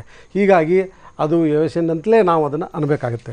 ಎರಡನೇದು ಭಾಳ ಮುಖ್ಯವಾಗಿ ನಾನು ಹೇಳಬೇಕಾಗಿದ್ದು, ಯಾವುದು ಸಹಕಾರ ಸಂಘಗಳ ಮೂಲಕ ಮತ್ತು ಈ ಸಕ್ಕರೆ ಕಾರ್ಖಾನೆಗಳ ಟೈಅಪ್ ಮೂಲಕ ಇವರು ಮಾಡ್ಕೊಂಡಿದ್ರು ಅಂತಂದರೆ 3517 ಅಕೌಂಟುಗಳು ಬೇನಾಮಿ ಅಕೌಂಟ್ಗಳು, ಹೆಸರೇ ಇಲ್ಲದಂಥ ಅಕೌಂಟುಗಳು. ಅವರಿಗೆ ಯಾವುದೇ ರೀತಿಯಿಂದ ಆಧಾರ್ ಕಾರ್ಡ್ ಇಲ್ಲ, ವೋಟರ್ ಕಾರ್ಡ್ ಇಲ್ಲ, ಪ್ಯಾನ್ ಕಾರ್ಡ್ ಇಲ್ಲದೆ ಅಕೌಂಟ್ಗಳಲ್ಲಿ 49,000 ರೂಪಾಯಿ ಹಾಕಿದ್ದಾರೆ. ಆಮೇಲಿಂದ 5017 ಅಕೌಂಟುಗಳು ಏನಿದೆ 49,000 ರೂಪಾಯಿ ಹಾಕಿದಂಗೆ ಅವ್ರ ಹೆಸರು ಇದ್ದಾವೆ, ಅವರು KYC ಇದೆ, ಎಲ್ಲವೂ ಇದೆ. ಆದರೆ ಅವ್ರಿಗೆ ಯಾರು ಹಾಕಿದ್ದಾರೆ, ಯಾರು ಅಕೌಂಟಲ್ಲಿ ಹಾಕಿದ್ದಾರೆ ಅವ್ರಿಗೆ ಗೊತ್ತಿಲ್ಲ, ಅಕೌಂಟ್ ಹೋಲ್ಡರ್ಸ್ಗೆ ಗೊತ್ತಿಲ್ಲ. ಇಂಥ ಅನುಭವಗಳು ನಮಗೂ ಆಗಿದ್ದಾವೆ ಸಾಕಷ್ಟು. ಇತ್ತೀಚೆಗೆ ಒಂದು ಯೂನಿವರ್ಸಿಟಿಯಲ್ಲಿ ನಂದೇ ಆಯಿತು, ನನ್ನ ಫೈಲಲ್ಲೇ ನನ್ನ ಸರ್ಟಿಫಿಕೇಟ್ ಇಲ್ಲದೆ ಒಂದು ಯಾವುದೋ ಸರ್ಟಿಫಿಕೇಟ್ ಇಟ್ಟು ಇದು ಜಿನ್ವಿನ್ ಇಲ್ಲ ಅಂತೇಳಿ ಅವ್ರು ಕಳಿಸಿದ್ರು. ಅದು ಜಿನ್ವಿನ್ ಇದ್ದಾಗಲೂ ನನಗೆ ಗೊತ್ತಿಲ್ಲ, ಜಿನ್ವಿನ್ ಇಲ್ಲಾರ್ದಾಗೂ ನನಗೆ ಗೊತ್ತಿಲ್ಲ, ಆದರೆ ಆ ಫೈಲ್ ಮಾತ್ರ ಹಾಗೆ ಇತ್ತು ಒಂದು ಯೂನಿವರ್ಸಿಟಿಯಲ್ಲಿ. ಈ ರೀತಿಯಿಂದ ಯಾವುದೇ ವ್ಯಕ್ತಿಗೆ ಗೊತ್ತಿಲ್ಲ ಹೇಗೆ ಅವರು ಜಿನ್ವಾನಿಟಿಯನ್ನು ಪ್ರಶ್ನೆ ಮಾಡಿದ ಅವರು ಈಗ ನೋಟಿಸ್ ಅವರು ಸಾಮಾನ್ಯವಾಗಿ ಪಡೀತಾರೆ, ಪಡೆದಾಗ ಅವರಿಗೆ ಭಾಳ ತೊಂದರೆ ಆಗುತ್ತೆ. ಈ ರೀತಿಯಿಂದ ಆಗಬಾರ್ದು. ಎರಡನೇದು, ನಾವು ಜಯಚಂದ್ರ ಮತ್ತು ಚಿಕ್ಕರಾಯಪ್ಪಗೆ ಹೋಲಿಸಿದಾಗ ಜಯಚಂದ್ರ ಮತ್ತು ಚಿಕ್ಕರಾಯಪ್ಪರ ವಿಷಯ ಬಂದಾಗ ಅವರಿಗೆ ತಕ್ಷಣವೇ ಸರ್ಕಾರ ಅವರು ಸಸ್ಪೆಂಡ್ ಮಾಡ್ತು. ಇವರಿಗೆ 19ನೇ ತಾರೀಕಿನಿಂದ ರೈಡ್ ಆಗಿದೆ. ಇವತ್ತು 24ನೇ ತಾರೀಕು, ಸುಮಾರು 5 ದಿನ ಸರ್ಕಾರಕ್ಕೆ ಗೊತ್ತಾಗಲಿಲ್ಲ, ಪ್ರತಿಪಕ್ಷ ಬೇಗ ಗೊತ್ತಾಗಲಿಲ್ಲ, ಈಗ 4-5 ದಿನ ಆಯಿತು. ಈಗಲೂ ಕೂಡ ಅದು ನನಗೆ ಗೊತ್ತಿಲ್ಲ ಅಂತೇಳಿ ಮುಖ್ಯಮಂತ್ರಿ ಹೇಳ್ತಾ ಇರ್ತಾರೆ. ಒಬ್ಬ ಜವಾಬ್ದಾರಿ ಸರ್ಕಾರದ ಒಬ್ಬ ಮಂತ್ರಿ ಮತ್ತು ಒಬ್ಬ ಜವಾಬ್ದಾರಿ ಪಕ್ಷದ ಅವರು ಮಹಿಳಾ ಘಟಕದ ರಾಜ್ಯ ಅಧ್ಯಕ್ಷೆ, ಇವರಿಬ್ಬರಿಗೂ ಕೂಡ ಜನ ನೋಡ್ತಾ ಇರ್ತಾರೆ ಅನ್ನೋದನ್ನು ಇವರು ಗಮನ ಇಟ್ಕೊಂಡು ಪಕ್ಷ ಮತ್ತು ಸರ್ಕಾರ ಶಿಸ್ತು ಕ್ರಮ ಮತ್ತು ಕಾನೂನು ಕ್ರಮ ಜೊತೆಗೆ ಅವ್ರ ಮೇಲೆ ಯಾವ ರೀತಿಯಿಂದ ಮಂತ್ರಿ ಇಡಬೇಕು ಇಡಬಾರ್ದು ಅನ್ನೋದನ್ನು ಮುಖ್ಯಮಂತ್ರಿಗಳು ವಿವೇಚನೆಯಿಂದ ವರ್ತನೆ ಮಾಡುವಂಥ ಕಾಲ ಬಂದಿದೆ ಅಂತಲೇ ನನಗೆ ಅನ್ಸುತ್ತೆ. ಬ್ರಿಜೇಶ್ ಕಾಳಪ್ಪ ಅವರೇ, ನೋಟ್ ಬ್ಯಾನ್ ವಿರುದ್ಧ ದೇಶವ್ಯಾಪಿಯಾದಂಥ ಒಂದು ಜಾಗೃತಿಯನ್ನು ಮೂಡಿಸ್ತಾ ಇದ್ರೆ, ಅದರ ಮೂಲಕವಾಗಿ ಕೇಂದ್ರ ಸರ್ಕಾರ ಮಾಡಿರುವಂತಹ ತಪ್ಪುಗಳನ್ನ ನೀವು ಹೇಳುವಂಥದ್ದು, ಆದ್ರೆ ಅದನ್ನ ತಪ್ಪನ್ನು ಹೇಳುವಂತ ಸಂದರ್ಭದಲ್ಲಿ ಒಂದು ನೈತಿಕತೆ ಅನ್ನುವಂಥದ್ದು ನಿಮ್ಗೆ ಹಾಗಾದ್ರೆ ಬೇಡವೆ? ನಿಮ್ಮ ಮೇಲೆ ಆಗಿರ್ತಕ್ಕಂಥ ಸಂದರ್ಭದಲ್ಲಿ ಕೂಡ ನಾವು ಇಂಥ ಕ್ರಮ ಕೈಗೊಂಡಿದ್ದೀವಿ ಅನ್ನೋದನ್ನ ರಾಜ್ಯದ ಜನರ ಮುಂದೆ ಹೇಳೋದಕ್ಕೆ ಸಾಧ್ಯ ಆಗೋದಿಲ್ವ ನಿಮ್ಗೆ ಅಂತ? ನೋಡಿ, ಪೊಲಿಟಿಕಲ್ ಪಾರ್ಟಿ ಅಂತ ಹೇಳಿದ್ರೆ ಹರಿಪ್ರಸಾದ್, ಪೊಲಿಟಿಕಲ್ ಪಾರ್ಟಿ ನಾವೆಲ್ಲ ಫೋಕಸ್ ಆಗಿರುವಂಥದ್ದು ಇವಾಗ ಪ್ರಿವೆನ್ಷನ್ ಆಫ್ ಕರಪ್ಷನ್ ಆಕ್ಟ್ ಅಲ್ಲಿ. ಪ್ರಿವೆನ್ಷನ್ ಆಫ್ ಕರಪ್ಷನ್ ಆಕ್ಟ್ ಅಲ್ಲಿ ಯಾವುದಾದ್ರೂ ಒಂದು ತಪ್ಪು ನಡೆದಿದೆಯಾ, ಯಾವುದಾದ್ರು ಕರಪ್ಟ್ ಆಕ್ಟಿವಿಟಿ ನಡೆದಿದೆಯಾ ಅನ್ನೋಂಥದ್ದು ಎಲ್ಲ ಪೊಲಿಟಿಕಲ್ ಪಾರ್ಟಿವಿಟೀಸ್ದು ಒಂದು ಔಟ್ಲುಕ್ ಇರುತ್ತೆ. ಬಟ್ ಇದರಲ್ಲಿ ಯಾವುದು prevention of corruption act issues ಯಾವುದೂ ಇಲ್ಲ ಇದರಲ್ಲಿ. This is a purely income tax issue. Income tax act ಅಲ್ಲಿ ಏನೇನು ಅವರು ಇನ್ಕಮ್ ಟ್ಯಾಕ್ಸ್ ಅಧಿಕಾರಿಗಳು ಏನಿದ್ದಾರೆ ಅವರು ಯಾವ್ಯಾವ ಒಂದು ಇನ್ವೆಸ್ಟಿಗೇಷನ್ ಅಥವಾ ಯಾವ್ಯಾವ ಒಂದು ಪ್ರೊಸೀಜರ್ ಫಾಲೋ ಮಾಡಬೇಕಾಗಿದೆ ಅದು ಫಾಲೋ ಮಾಡಲಿ. ಬಟ್ ಹೊರತಾಗಿ ಇದರಲ್ಲಿ ಪ್ರಿವೆನ್ಷನ್ ಆಫ್ ಕರಪ್ಷನ್ ಆಕ್ಟ್ ಇಲ್ದೇಲೆ ಅಂಡರ್ ವಾಟ್ ಬೇಸಿಸ್ ಇವಾಗ ಸ್ಟೇಟ್ ಗವರ್ಮೆಂಟ್ ಯಾವದ್ರ ಬಗ್ಗೆ ಜೂರಿಸ್ಡಿಕ್ಷನ್ ಇರುತ್ತೆ, ಯಾವದ್ರ ಬಗ್ಗೆ ಮಾಹಿತಿ ಇರುತ್ತೆ, ಏನು ಮಾಹಿತಿ ಇಲ್ದೇಲೆ ಯಾವ ಕಾರಣದಿಂದ ಅವ್ರ ಮೇಲೆ ಆಕ್ಷನ್ ತಗೋಬೇಕು, ಇದು ಏನು ನಮ್ಗೆ ಇನ್ಫಾರ್ಮೇಶನ್ ಇರೋದಿಲ್ಲ. ಅವರು ಏನಕ್ಕಂದ್ರೆ this is a purely income tax jurisdiction ಅಂದ್ರೆ ಸೆಂಟ್ರಲ್ ಜೂರಿಸ್ಡಿಕ್ಷನ್ ಬರುತ್ತೆ. ಅವ್ರೇನಾದ್ರೂ supposing they make some recommendation, supposing income taxes ಇಂಥದ್ದು ಆಗಿದೆ, ಇದರಲ್ಲಿ ಪ್ರೈಮಫೆಸೆ ಇಂಥ ಒಂದು, ಇವಾಗ ನಮ್ಮ ಮನೆಯಲ್ಲಿ ಒಬ್ಬ ಪೊಲೀಸ್ ಅಧಿಕಾರಿ ಬಂದು ಅಧಿಕಾರಿ ನನ್ನ ಮೇಲೆ ಏನಾದರೂ ಒಂದು ರಿಪೋರ್ಟ್ ಕೊಡ್ತಾರೆ, ಅದನ್ನ ನಾನು ಫೈನಲ್ ಅಂತ ತಿಳ್ಕೊಳ್ಳ ಅಥವಾ ಕೋರ್ಟ್ ಫೈನಲ್ ಅಂತ ತಿಳ್ಕೊಳ್ಳ. ಇವಾಗ ಇನ್ಕಮ್ ಟ್ಯಾಕ್ಸ್ ಆಫೀಸರ್ ಬಂದಿದ್ದಾರೆ, ಇನ್ಕಮ್ ಟ್ಯಾಕ್ಸ್ ಯಾವುದೋ ಒಂದು ರಿಪೋರ್ಟ್ ಕೊಟ್ಟಿದ್ದಾರೆ, ಅದನ್ನೇ ನಾನು ಫೈನಲ್ ಅಂತ ತಿಳ್ಕೊಂಡು ಅದರಲ್ಲೇ ನಾನು ಕ್ರಮ ತಗೋಬೇಕು ಅಂತ ಹೇಳಿದ್ರೆ ಅದು ಹುಚ್ಚತನ ಆಗ್ತದೆ. ಅದು ಯಾರು ಮಾಡಲ್ಲ. ಅದು ಪ್ರಿವೆನ್ಷನ್ ಆಫ್ ಕರಪ್ಷನ್ ಆಕ್ಟ್ ಇಶ್ಯೂದಲ್ಲಿ ಏನಾದರೂ ಆದ್ರೆ ಖಂಡಿತವಾಗಿ ನಾವು ಮಾಡ್ತಿದ್ವಿ. ಇವಾಗ ಕರಪ್ಷನ್ ಆಕ್ಟ್ ಇಶ್ಯೂ ಆದ್ರೂ ಕೂಡ ಬಿಜೆಪಿ ಎಲ್ಲೆಲ್ಲೂ ಮಾಡಲಿಲ್ಲ, ಬಟ್ ಅದನ್ನ ನಾವು ಮಾಡ್ತೀವಿ. ಇದರಲ್ಲಿ ಇನ್ಕಮ್ ಟ್ಯಾಕ್ಸ್ ಇಶ್ಯೂ ಬಂದು ಇದರಲ್ಲಿ ನೀವು ಕ್ರಮ ತಗೋಬೇಕು ಅಂತ ಹೇಳಿದ್ರೆ ಇದು ಯಾರು ಮಾಡೋದಿಲ್ಲ, ಯಾವುದು ಸಾಧ್ಯನೂ ಆಗಲ್ಲ. ಇನ್ಕಮ್ ಟ್ಯಾಕ್ಸ್ ಅಷ್ಟೇನೆ ಐಟಿ ಮಾತ್ರನೇ ಆರಂಭದಲ್ಲಿ ರೇಡ್ ಮಾಡಿತ್ತು, ಯಾಕೆ ಅವಾಗ್ಲೇ ನೀವು ಸಸ್ಪೆಂಡ್ ಮಾಡೋದಕ್ಕೆ ಹೋದ್ರಿ? ಅವಾಗ ನೀವು ಹೇಳಿದ್ರಿ ನಾವು ಯಾರನ್ನು ಕರಪ್ಟ್ ಅನ್ನ ನಾವು ಪ್ರೊಟೆಕ್ಟ್ ಮಾಡೋದಿಲ್ಲ ಅನ್ನುವಂತ ಮಾತನ್ನ ನಿಮ್ ಸರ್ಕಾರ ಹೇಳ್ಕೊಂಡಿತ್ತಲ್ಲ. ಇಲ್ಲ, ಅದಕ್ಕೂ ಇದಕ್ಕೂ ವ್ಯತ್ಯಾಸ ಇರುತ್ತೆ. ಏನಕ್ಕಂದ್ರೆ this gentleman is a bona fide businessman. Bona fide ಇವ್ರ ಹತ್ರ ಸಿಕ್ಕಾಪಟ್ಟೆ ದುಡ್ಡಿದೆ. ಅದು ಅವರು ರೆವಲ್ಯೂಷನ್ಸ್ ನೋಡಿದ್ರೆ ಗೊತ್ತಾಗುತ್ತೆ ನಿಮ್ಗೆ ಎಷ್ಟು ದುಡ್ಡಿದೆ. ಡಿಕ್ಲೇರ್ ಮಾಡಿದ್ದಾರೆ ಅವರು ಚುನಾವಣೆಯಲ್ಲಿ ಇವಾಗ 4 ವರ್ಷದ ಕೆಳಗಡೆ. ಮಾತಾಡ್ತೀನಿ ನಿಮ್ ಜೊತೆಗೆ, ಒಂದು ನಿಮಿಷ ಮಾತಾಡ್ತೀನಿ. ನಮ್ಮ ಜೊತೆಗೆ ಮಾಜಿ ಸಚಿವರಾಗೂ ಬಿಜೆಪಿಯ ಶಾಸಕರಾಗಿರುವ ಬಾಲಚಂದ್ರ ಜಾರಕಿಹೊಳಿ ಅವರಿಗೆ ನಮ್ಮ ಜೊತೆಗೆ ಸಂಪರ್ಕ ಇದ್ದಾರೆ. ಬಾಲಚಂದ್ರ ಜಾರಕಿಹೊಳಿ ಅವರೇ, ಈಗಾಗಲೇ ರಮೇಶ್ ಜಾರಕಿಹೊಳಿ ಅವರ ಮನೆ ಮೇಲೆ ಆಗಿರ್ತಕ್ಕಂಥ ಐಟಿ ದಾಳಿ ಏನು, ಹಾಗಾದ್ರೆ ಈ ವಿಚಾರದಲ್ಲಿ ಈಗ ಅವರ ವಿರುದ್ಧ ಕ್ರಮ ಕೈಗೊಳ್ಳಬೇಕೋ ಬೇಡವೋ? ಹರಿಪ್ರಸಾದ್ ಅವರೀಗ ನಾನು ಟಿವಿಯಲ್ಲಿ ತಮ್ಮ ಪ್ಯಾನೆಲ್ ಡಿಸ್ಕಷನ್ ನೋಡ್ತಾ ಇದ್ದೆ. ಸೊ ನಾನು 2 ವಿಷಯ ಇಲ್ಲಿ ಕ್ಲಿಯರ್ ಮಾಡ್ತೀನಿ. ಓಕೆ, ಒಂದು ಈ ರೇಡಿಗೆ ಕಾಂಗ್ರೆಸ್ ಬಿಜೆಪಿ ಪಾರ್ಟಿಗೆ ಸಂಬಂಧ ಇಲ್ಲ, ಒಂದು ಸ್ಪಷ್ಟ. ಎರಡನೇದು, ಇವತ್ತು ನಾನು ಇಲ್ಲೇನು ಈ ವಿಷಯ ಚರ್ಚೆ ಮಾಡಕ್ ಬಂದಿದ್ದೀನಿ. ನಾನು ಬಿಜೆಪಿ ಕಾಂಗ್ರೆಸ್ ಆಮೇಲೆ as A Jarkiholi family member ಅಂತ ನಾನು ಇಲ್ಲಿ ಡಿಸ್ಕಷನ್ ಬಂದಿದ್ದೀನಿ. ತಮಗೆ ಒಂದು 2-3 ವಿಷಯನ ಕ್ಲಿಯರ್ ಮಾಡ್ತೀನಿ. ಯಾಕಂದ್ರೆ ಇನ್ಕಮ್ ಟ್ಯಾಕ್ಸ್ 19th ರೇಡ್ ಆದಾಗ ನಾನು ಗೋಕಾಕಲ್ಲಿ ಇದ್ದೆ. ಸೊ ತಾವು ಕ್ಲಿಯರ್ ಮಾಡ್ಕೋಬೇಕು, ಯಾಕಂದ್ರೆ ಅಂಕಿ ಸಂಖ್ಯೆ ಎಲ್ಲ ಬಹಳ ತಪ್ಪಾಗಿ ಬರ್ತಾ ಇದೆ ಇಲ್ಲಿ. ಸೊ ತಾವು ಹೇಳಿದ್ರಿ 12.5 kg ಗೋಲ್ಡ್ನ ಸಚಿವ ರಮೇಶ್ ಜಾರಕಿಹೊಳಿ ಮನೆಯಲ್ಲಿ ಹಿಡಿದಿದ್ದಾರೆ ಅಂದ್ರೆ ತಪ್ಪದು. ಯಾಕಂದ್ರೆ ನಿಮ್ಗೆ ಅಂಕಿ ಸಂಖ್ಯೆ ಕೊಟ್ಟು ಹೇಳ್ತೀನಿ, ತಾವು ಬೆಳಗಾವದಲ್ಲಿ ಚೆಕ್ ಮಾಡೋದು. ಇದ್ರಲ್ಲಿ 8 kg ಗೋಲ್ಡ್ನ ಇನ್ನೊಬ್ಬ ಸಣ್ಣ ಬ್ರದರ್ ಲಖನ್ ಜಾರಕಿಹೊಳಿ ಮನೆಯಲ್ಲಿ ಸೀಜ್ ಮಾಡಿದ್ರು. 8 kg ಗೋಲ್ಡ್ನ ಅದನ್ನ ಡಿಕ್ಲರೇಷನ್ ಮಾಡಿದೀವಿ. ಲಖನ್ ಜಾರಕಿಹೊಳಿ ಮನೆಯಲ್ಲಿ 20 ಲಕ್ಷ ದುಡ್ಡು ಸಿಕ್ಕು, ಹೊಸ ನೋಟು. ರಮೇಶ್ ಜಾರಕಿಹೊಳಿ ಮನೆಯಲ್ಲಿ ₹1 ದುಡ್ಡು ಸಿಕ್ಕಿಲ್ಲ. ಇಲ್ಲಿ 20 ಲಕ್ಷ ಸಿಕ್ಕಿದ್ದು ನಮ್ಮ ಬ್ರದರ್ ಸಣ್ಣವನು ಲಖನ್ ಜಾರಕಿಹೊಳಿ 2,000 ರೂಪಾಯಿ ನೋಟ್ ಇದ್ವಿ. ಅದನ್ನು ನಾವಲ್ಲಿ 7 ಲಕ್ಷ ಟ್ಯಾಕ್ಸ್ ತುಂಬಿ 10% ಪೆನಾಲ್ಟಿ ತುಂಬಿ ಕ್ಲಿಯರ್ ಮಾಡಿದೀವಿ. ಇದು ವಿಷಯ ಗೋಲ್ಡ್. ಇನ್ನೊಂದು 4.5 kg ನಮ್ಮ ಸಿಸ್ಟರ್ ಲಕ್ಷ್ಮಿ ಅಂತ ಇರ್ತಾರೋ ಗೋಕಾಕಲ್ಲಿ, ನಮ್ಮ ಹಳೆ ಮನೇಲಿ ಇರ್ತಾರೋ, ಅವ್ರ ಮನೆಯಲ್ಲಿ 4.5 kg ಗೋಲ್ಡ್ ಸಿಕ್ತು. ಇದು ಅಂದ್ರೆ ರಮೇಶ್ ಸಚಿವರ ಮನೆಯಲ್ಲಿ ಗೋಲ್ಡ್ ಸಿಕ್ಕಿಲ್ಲ, ದುಡ್ಡು ಸಿಕ್ಕಿಲ್ಲ. ಇದು ಫಸ್ಟ್ ಒಂದು ಕ್ಲಿಯರ್. ಮತ್ತಿನ್ನು ವಿಶೇಷವಾಗಿ ಯಾಕಂದ್ರೆ 167 ಕೋಟಿ ಇದು ಐಟಿ ಅವರೇ ಕೊಟ್ಟಿರ್ತಕ್ಕಂಥದ್ದು ರಮೇಶ್ ಜಾರಕಿಹೊಳಿ ಅವರ ಸಂಬಂಧಿಕರು, ರಮೇಶ್ ಜಾರಕಿಹೊಳಿ ಮತ್ತು ಅವರ ಸಂಬಂಧಿಕರ ಮನೆಯಲ್ಲಿ ಸಿಕ್ಕಿರ್ತಕ್ಕಂಥದ್ದು. ಯಾಕಂದ್ರೆ ರಮೇಶ್ ಜಾರಕಿಹೊಳಿ ಅವರ ಮನೆ ಮೇಲೆ ರೇಡ್ ಮಾಡಿದಾಗ ಅವರು ಮತ್ತು ಅವರ ಮನೆ ಸಂಬಂಧಿಕರ ಮೇಲೆ ಅಂತ ಹೇಳಿಕೊಂಡೆ ರೇಡ್ ಕೂಡ ಆಗಿರುವಂತದ್ದು. ಇದು ಕರೆಕ್ಟ್ ಅಲ್ಲ ಅಂದ್ರೆ ತಾವು ಸಚಿವರ ಮನೆಯಲ್ಲೇ ಸಿಕ್ಕ ಗೋಲ್ಡ್ ಅಂತಂದ್ರಲ್ಲ, ಅದಕ್ಕೆ ಹರಿಪ್ರಸಾದ್ ಅವ್ರ. ಯಾಕಂದ್ರೆ ಸಚಿವರು ಅಂದ್ರೆ ಈಗ ನಮ್ ಬ್ರದರ್ ಓನರ್ ಬೇರೆ ಬಿಸ್ನೆಸ್ ಮಾಡ್ತಾರ, ಅವರು ಬೇರೆ ಬಿಸ್ನೆಸ್ ಇದೆ, ಅವರೆಲ್ಲ ಮಾಡ್ತಾರೆ. ನಮ್ ಸಿಸ್ಟರ್ ಹಳೆ ಕಾಲದಿಂದ ಗೋಲ್ಡ್ ಬಂದಿರ್ತೈತಿ, ಅದು ಅವ್ರ ಮನೇಲಿ ಇರುತ್ತೆ, ಅದು ಮೊದಲಿಂದ ಬಂದಿರ್ತದೆ. ಅದಕ್ಕೂ ಈ ಗೋಲ್ಡ್ ಕ್ಯಾಶು ಸಚಿವರಿಗೆ ಸಂಬಂಧಪಟ್ಟಂಗೆ ಒಂದು ವಿಷಯ ನನ್ನ ಗಮನಕ್ಕಿದೆ. 2 ಡೇನ ಅಲ್ಲೇ ಇದ್ದೆ. ಯಾಕಂದ್ರೆ ಇವ್ರು ಏನಿದೆ, ನಾನು ಎಲ್ಲರ ಜೊತೆ ತಾವು ಸಹಕಾರ ಕೊಡ್ಬೇಕು. ಯಾವ್ದೋ ಕೇಂದ್ರ ಇರಲಿ ರಾಜ್ಯ ಇರಲಿ, ಯಾವ್ದೋ ಸರ್ಕಾರ ಅಧಿಕಾರ ಜೊತೆ ಸಹಕಾರ ಕೊಟ್ಟು ನೀವು ಕೆಲಸ ಮಾಡ್ಬೇಕಂತ ಹೇಳಿದಾಗ, ಸೊ ರಮೇಶ್ ಜಾರಕಿಹೊಳಿ ಅವರು 115 ಕೋಟಿ ಡಿಕ್ಲೇರ್ ಮಾಡಿದ್ರು. ಅವರು ತಮ್ದೇನ್ ಪ್ರಾಪರ್ಟಿ ಇದೆ 115 ಕೋಟಿ. ಅದ್ರಲ್ಲಿ ಹೇಳ್ತೀನಿ ನಿಮ್ಗೆ 80 ಕೋಟಿ ಅವ್ರ ಶುಗರ್ ಫ್ಯಾಕ್ಟ್ರಿನ ಇದೆ. 80 ಕೋಟಿ ಅವ್ರ ಶುಗರ್ ಫ್ಯಾಕ್ಟ್ರಿ. ಇನ್ನು 30 ಕೋಟಿ ರೂಪಾಯಿ ಕ್ಯಾಶ್ ಟ್ರಾನ್ಸಾಕ್ಷನ್ ಇದೆ. ಅದು ಕ್ಯಾಶ್ ಟ್ರಾನ್ಸಾಕ್ಷನ್ ಅಂದ್ರೆ ಸೊಸೈಟಿ ಇರ್ಬೋದು, ಬ್ಯಾಂಕ್ ಇರ್ಬೋದು. ನನ್ನ ಗಮನಕ್ಕಿರೋ ಪ್ರೊಸೀಜರ್ ಲ್ಯಾಪ್ಸ್ ಆಗಿದೆ. ಸೊ ಅಂತ ಕ್ರೈಮ್ ಆಗಿಲ್ಲ ನನಗಿರೋ ಗಮನದ ಪ್ರಕಾರ. ತಾವು ಬೇಕಾದ್ರೆ ಇದನ್ನೆಲ್ಲ ಬೆಲ್ಗಾಮ್ ಅಲ್ಲಿ ಪೇಪರ್ಸ್ ಇದೆ. ಬಾಲಚಂದ್ರ ಜಾರಕಿಹೊಳಿ, ಆದ್ರೆ ಇಲ್ಲಿ ಇರುವಂತ ಪ್ರಶ್ನೆ ಒಂದೇ, ಐಟಿ ದಾಳಿ ನಡೆಸಿದ ನಂತರ ಐಟಿ ಅವರಿಗೆ ಕೊಟ್ಟಿರ್ತಕ್ಕಂಥ ರಿಪೋರ್ಟ್ ಪ್ರಕಾರ ಒಟ್ಟು 2 ಮನೆಗಳಲ್ಲಿ ಸಿಕ್ಕಿರ್ತಕ್ಕಂಥ ಆಸ್ತಿ ಪಾಸ್ತಿ ವಿವರವನ್ನು ಅವ್ರು ಕೊಟ್ಟಿದ್ದಾರೆ. ಇದರ ಆಧಾರದ ಮೇಲೆ ನೀವು ಜಾರಕಿಹೊಳಿ ಫ್ಯಾಮಿಲಿ ಮೆಂಬರ್ ಜೊತೆಗೆ ನೀವು ಒಂದು ರಾಜಕೀಯ ಪಕ್ಷದ ನಾಯಕರು ಕೂಡ ಹೌದು, ಬಿಜೆಪಿಯ ಶಾಸಕರು ಕೂಡ ಹೌದು. ಹೀಗಾಗಿ ಬಿಜೆಪಿ ಒಂದು ಪಕ್ಷವಾಗಿ ಡಿಮ್ಯಾಂಡ್ ಮಾಡ್ತಾ ಇದೆ, ಅವ್ರು ರಾಜೀನಾಮೆನ ಕೊಡಬೇಕು ಅಥವಾ ಅವ್ರನ್ನ ವಜಾ ಮಾಡಬೇಕು ಅಂತ. ಇದಕ್ಕೆ ನಿಮ್ಮ ನಿಲುವೇನು ಹಾಗಾದ್ರೆ? ನಾನು ಅದಕ್ಕೆ 2 ವಿಷಯ ತಮಗೆ ಸ್ಪಷ್ಟಪಡಿಸಿದೆ. ನಾನು ಇಲ್ಲಿ ಬಿಜೆಪಿ ಕಾಂಗ್ರೆಸ್ ಅಂದ್ರೆ ಜೊತೆ ಬಂದಿಲ್ಲ, ನಾನು ಫ್ಯಾಮಿಲಿ ಮೆಂಬರ್ ಬಂದಿದ್ದೀನಿ. ಮತ್ ನೀವು ರಾಜೀನಾಮೆ ವಿಚಾರ ಅವ್ರ ಪಕ್ಷಕ್ಕೆ ಬಿಟ್ಟಿರೋದು. ಯಾಕಂದ್ರೆ ಎಲ್ಲ ನೈತಿಕ ಬಗ್ಗೆ ಮಾತಾಡಿದ ಅವ್ರ ಪಕ್ಷ, ಅವ್ರ ಮುಖ್ಯಮಂತ್ರಿ ತೀರ್ಮಾನ ತಗೋಬೇಕು. ನಾನು ಯಾಕಂದ್ರೆ ಅಂಕಿ ಸಂಖ್ಯೆ ತಪ್ಪು ಬರ್ತಾ ಇದೆ, ಫ್ಯಾಮಿಲಿಗೆ ವಿಷಯ ತಾಗ್ತಾ ಇರೋದು ಅದು ಬಂದಿದ್ದೆ. ರಮೇಶ್ ಅವರು 115 ಕೋಟಿ ಡಿಕ್ಲೇರ್ ಮಾಡಿದ್ರಿಂದ, ಸೊ ಅದನ್ನ ಈಗ ಏಕೆಂದ್ರೆ ಹರಿಪ್ರಸಾದ್ ನಾವು ಇಲ್ಲಿ ಬೆಂಗಳೂರಲ್ಲಿ ಗೊತ್ತೈತೆ, ಹಳ್ಳಿಯಲ್ಲಿ ಏನಂತ ಜಾರಕಿಹೊಳಿ ಮನೆಯಲ್ಲಿ 200 ಕೋಟಿ ಸಿಕ್ಕಿದೆ, 300 ಕೋಟಿ ಸಿಕ್ಕಿದೆ ಅಂತ ಹಿಂಗ್ ಡಿಸ್ಕಷನ್ ಹಾಕೋತ ಹೋಗುತ್ತೆ. ಅದು ತಪ್ಪು ಸಂದೇಶ. ಯಾಕಂದ್ರೆ ಕ್ಯಾಶ್ ಏನೂ ಸಿಕ್ಕಿಲ್ಲ. ಈಗ ಈಗ ನಾನು 30 ಕೋಟಿಗೆ ರಮೇಶ್ ಜಾರಕಿಹೊಳಿ ಟ್ಯಾಕ್ಸ್ ಕಟ್ಟಿಬಿಟ್ರೆ ಕ್ಲೋಸ್ ಆಯ್ತು ಇಶ್ಯೂ. ಅಂದ್ರೆ ಅಂತದ್ದು ದೊಡ್ಡ ಒಂದು ನಿಮ್ಗೆ ಹೇಳ್ತೇನೆ ಹರಿಪ್ರಸಾದ್ ಅವರೇ, ಇನ್ಕಮ್ ಟ್ಯಾಕ್ಸ್ ಅವರು ಒಂದ್ ತಪ್ಪು ಮಾಡಿದಾರೋ.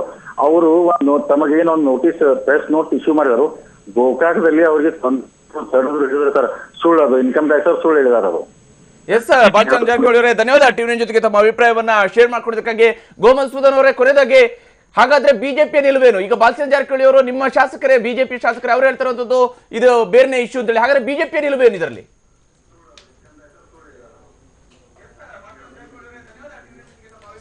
ಅಲ್ಲ, ನೀವು ಹರಿಪ್ರಸಾದ್ ಅವರು ಬಾಲಚಂದ್ರ ಜಾರಕಿಹೊಳಿ ಅವರು ಹೇಳಬೇಕಾದ್ರೆ ಒಂದು ಮಾತು ಹೇಳಿದ್ದಾರೆ, ನಾನು ಬಿ ಜೆ ಪಿಯ ಪರವಾಗಿ ಮಾತನಾಡ್ತಾ ಇಲ್ಲ, ನಾನು ಜಾರಕಿಹೊಳಿ ಫ್ಯಾಮಿಲಿ ಪರವಾಗಿ ಮಾತನಾಡ್ತಾ ಇದ್ದೀನಿ.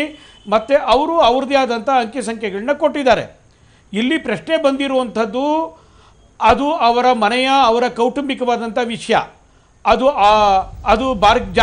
ಅದು ಜಾರಕಿಹೊಳಿ ಅಣ್ತಮ್ಮಂದ್ರಿಗೆ ಮಾತ್ರನೇ ಗೊತ್ತಿರುವಂಥ ಸಂಗತಿ. ಆದರೆ ನೀವು ಚರ್ಚೆ ಮಾಡ್ತಾ ಇರುವಂಥ ವಿಷಯ, ಇನ್ಕಮ್ ಟ್ಯಾಕ್ಸ್ನವರು ಡಿಪಾರ್ಟ್ಮೆಂಟ್ನವರು ಏನು ಸ್ಟೇಟ್ಮೆಂಟ್ನ ಕೊಟ್ಟಿದ್ದಾರೆ, ಅದರಲ್ಲಿ 162 ಕೋಟಿ ಬೇನಾಮಿ ಆಸ್ತಿ ಇದೆ ಅಂತ ಹೇಳಿಕೊಟ್ಟಿದ್ದಾರೆ. ಅದರಲ್ಲಿ ಅವರು ಏನೇನು ಚಿನ್ನ ದೊರಕಿದೆ, ಬೇರೆ ಏನೇನು ದೊರಕಿದೆ ಅದರ ಬಗ್ಗೆ ಹೇಳಿದ್ದಾರೆ. ಅದರ ಬಗ್ಗೆ ನಾವು ಚರ್ಚೆ ಮಾಡ್ತಾ ಇರುವಂಥದ್ದು ನಾವು ಚರ್ಚೆ ಮಾಡ್ತಾ ಇರೋದಂತ ಇನ್ಕಮ್ ಟ್ಯಾಕ್ಸ್ ಡಿಪಾರ್ಟ್ಮೆಂಟ್ನವ್ರು ಕೊಟ್ಟಿರುವಂಥ ಹೇಳಿಕೆಯ ಆಧಾರದ ಮೇಲೆ ಅವರು ವೈಯಕ್ತಿಕವಾಗಿ ಅವ್ರ ಕುಟುಂಬದಲ್ಲಿ ಏನಿದೆ ಅಂತ ಅನ್ನುವಂಥದ್ದು ಬಾಲಚಂದ್ರನ್ ಗೊತ್ತಿರಬೇಕು, ರಮೇಶಂಗೆ ಗೊತ್ತಿರಬೇಕು. ನಮಗೆ ಗೊತ್ತಿಲ್ಲದೆ ಇರುವಂಥ ಸಂಗತಿಗಳು, ಆ ಗೊತ್ತಿಲ್ಲದೆ ಇರೋ ಸಂಗತಿಗಳ ಬಗ್ಗೆ ನಾವಾದರೂ ಯಾವ ಪ್ರತಿಕ್ರಿಯೆಯನ್ನು ಕೊಡ್ಲಿಕ್ಕೆ ಸಾಧ್ಯ? ಆದರೆ ಒಂದು ಸಂಗತಿ ಮಾತ್ರ ಸ್ಪಷ್ಟ, ಇದರಲ್ಲಿ ಎಲ್ಲೋ ಒಂದು ಕಡೆಗೆ ಈ ಒಂದು ರೈಡ್ಗಳು ನಡೆದಿರುವಂಥ ಹಿನ್ನೆಲೆಯಲ್ಲಿ ಬಹಳ ದೊಡ್ಡ ಪ್ರಮಾಣದಲ್ಲಿ ಅಧಿಕಾರಸ್ಥರು, ಅದು ಯಾವುದೇ ಪಕ್ಷದಲ್ಲಿ ಇರುವಂಥವ್ರು ಇರ್ಬೋದು, ಅವರು DCC ಬ್ಯಾಂಕ್ಗಳನ್ನ, ಕೋಆಪರೇಟಿವ್ ಬ್ಯಾಂಕ್ಗಳನ್ನ ದುರುಪಯೋಗ ಮಾಡ್ಕೊಂಡಿದ್ದಾರೆ. ಅಷ್ಟೊಂದೇ ಅಲ್ಲ, ಇವತ್ತು ಬೆಳಗ್ಗೆ ವಾಸವಿ ಕೋಆಪರೇಟಿವ್ ಬ್ಯಾಂಕ್ ಬೆಂಗಳೂರಿನಲ್ಲಿ MD ಚೇರ್ಮನ್ ಅವರ ಮನೆಗಳ ಮೇಲೆ ರೈಡ್ ಆಗಿದ್ದಾವೆ ಇವತ್ತು. ಇನ್ನು ಮುಂಬರುವಂತ ದಿನಗಳಲ್ಲಿ ತುಂಬಾ ಪ್ರೈವೇಟ್ ಬ್ಯಾಂಕ್ಗಳಿಗೆ, ತುಂಬಾ ಕೋಆಪರೇಟಿವ್ ಬ್ಯಾಂಕ್ಗಳಿಗೆ ಇನ್ನು ಮುಂದಕ್ಕೆ ರೈಡ್ ಆಗುತ್ತೆ ಅನ್ನುವಂತ ಸೂಚನೆಯನ್ನ ಈಗಾಗಲೇ ಇನ್ಕಮ್ ಟ್ಯಾಕ್ಸ್ ನವರು ಕೊಟ್ಟಿದ್ದಾರೆ. ಲಾಸ್ಟ್ ಪಾಯಿಂಟ್ ಕ್ವಿಕ್ ಆಗಿ ಬ್ರಿಜೇಶ್ ಕಾಳಪ್ಪ. ಅಲ್ಲ, ಇಷ್ಟೊತ್ತು ಹರಿಪ್ರಸಾದ್ ಅವರೇ, ಗೋಮಧುಸೂದನ್ ಅವ್ರು ಏನೇನು ಹೇಳಿದ್ರು ನನಗೆ ಎಲ್ಲ ಬುಲ್ಶಿಟ್ ಮಾತಾಡ್ತಿದ್ದಾರೆ, ನಾನ್ ಸೆನ್ಸ್ ಮಾತಾಡ್ತಿದೆ ಅಂತೆಲ್ಲ ಹೇಳ್ತಿದ್ರಲ್ಲ. ಇವಾಗ ಅವ್ರು ಮಾತಾಡ್ತಿದ್ದೇನು ಅಂತ ಗೊತ್ತಾಯ್ತಲ್ಲ. 1 hour ಡಿಸ್ಕಷನ್ ನಡೆದಿದೆ. ಇವಾಗ ಲಾಸ್ಟಲ್ಲಿ ಬಾಲಚಂದ್ರ ಜಾರಕಿಹೊಳಿ ಅವ್ರು ಬಂದು ಮಾತಾಡಾದ್ಮೇಲೆ ಇವಾಗ ಯಾರು ನಾನ್ ಸೆನ್ಸ್ ಮಾತಾಡ್ತಿದ್ದಾರೆ, ಯಾರು ಬುಲ್ಶಿಟ್ ಮಾತಾಡ್ತಿದ್ರು ಅಂತ ಇವಾಗ ಚೆನ್ನಾಗಿ ಅರ್ಥ ಆಯ್ತು. ವೀಕ್ಷಕರಿಗೂ ಅರ್ಥ ಆಯ್ತು, ಜನಕ್ಕೂ ಅರ್ಥ ಆಯ್ತು. ಇವತ್ತು ಗೋಮಧುಸೂದನ್ ಅರ್ಥ ಆಗಿರುತ್ತೆ ಅಂತ ನಾನು ಧನ್ಯವಾದ.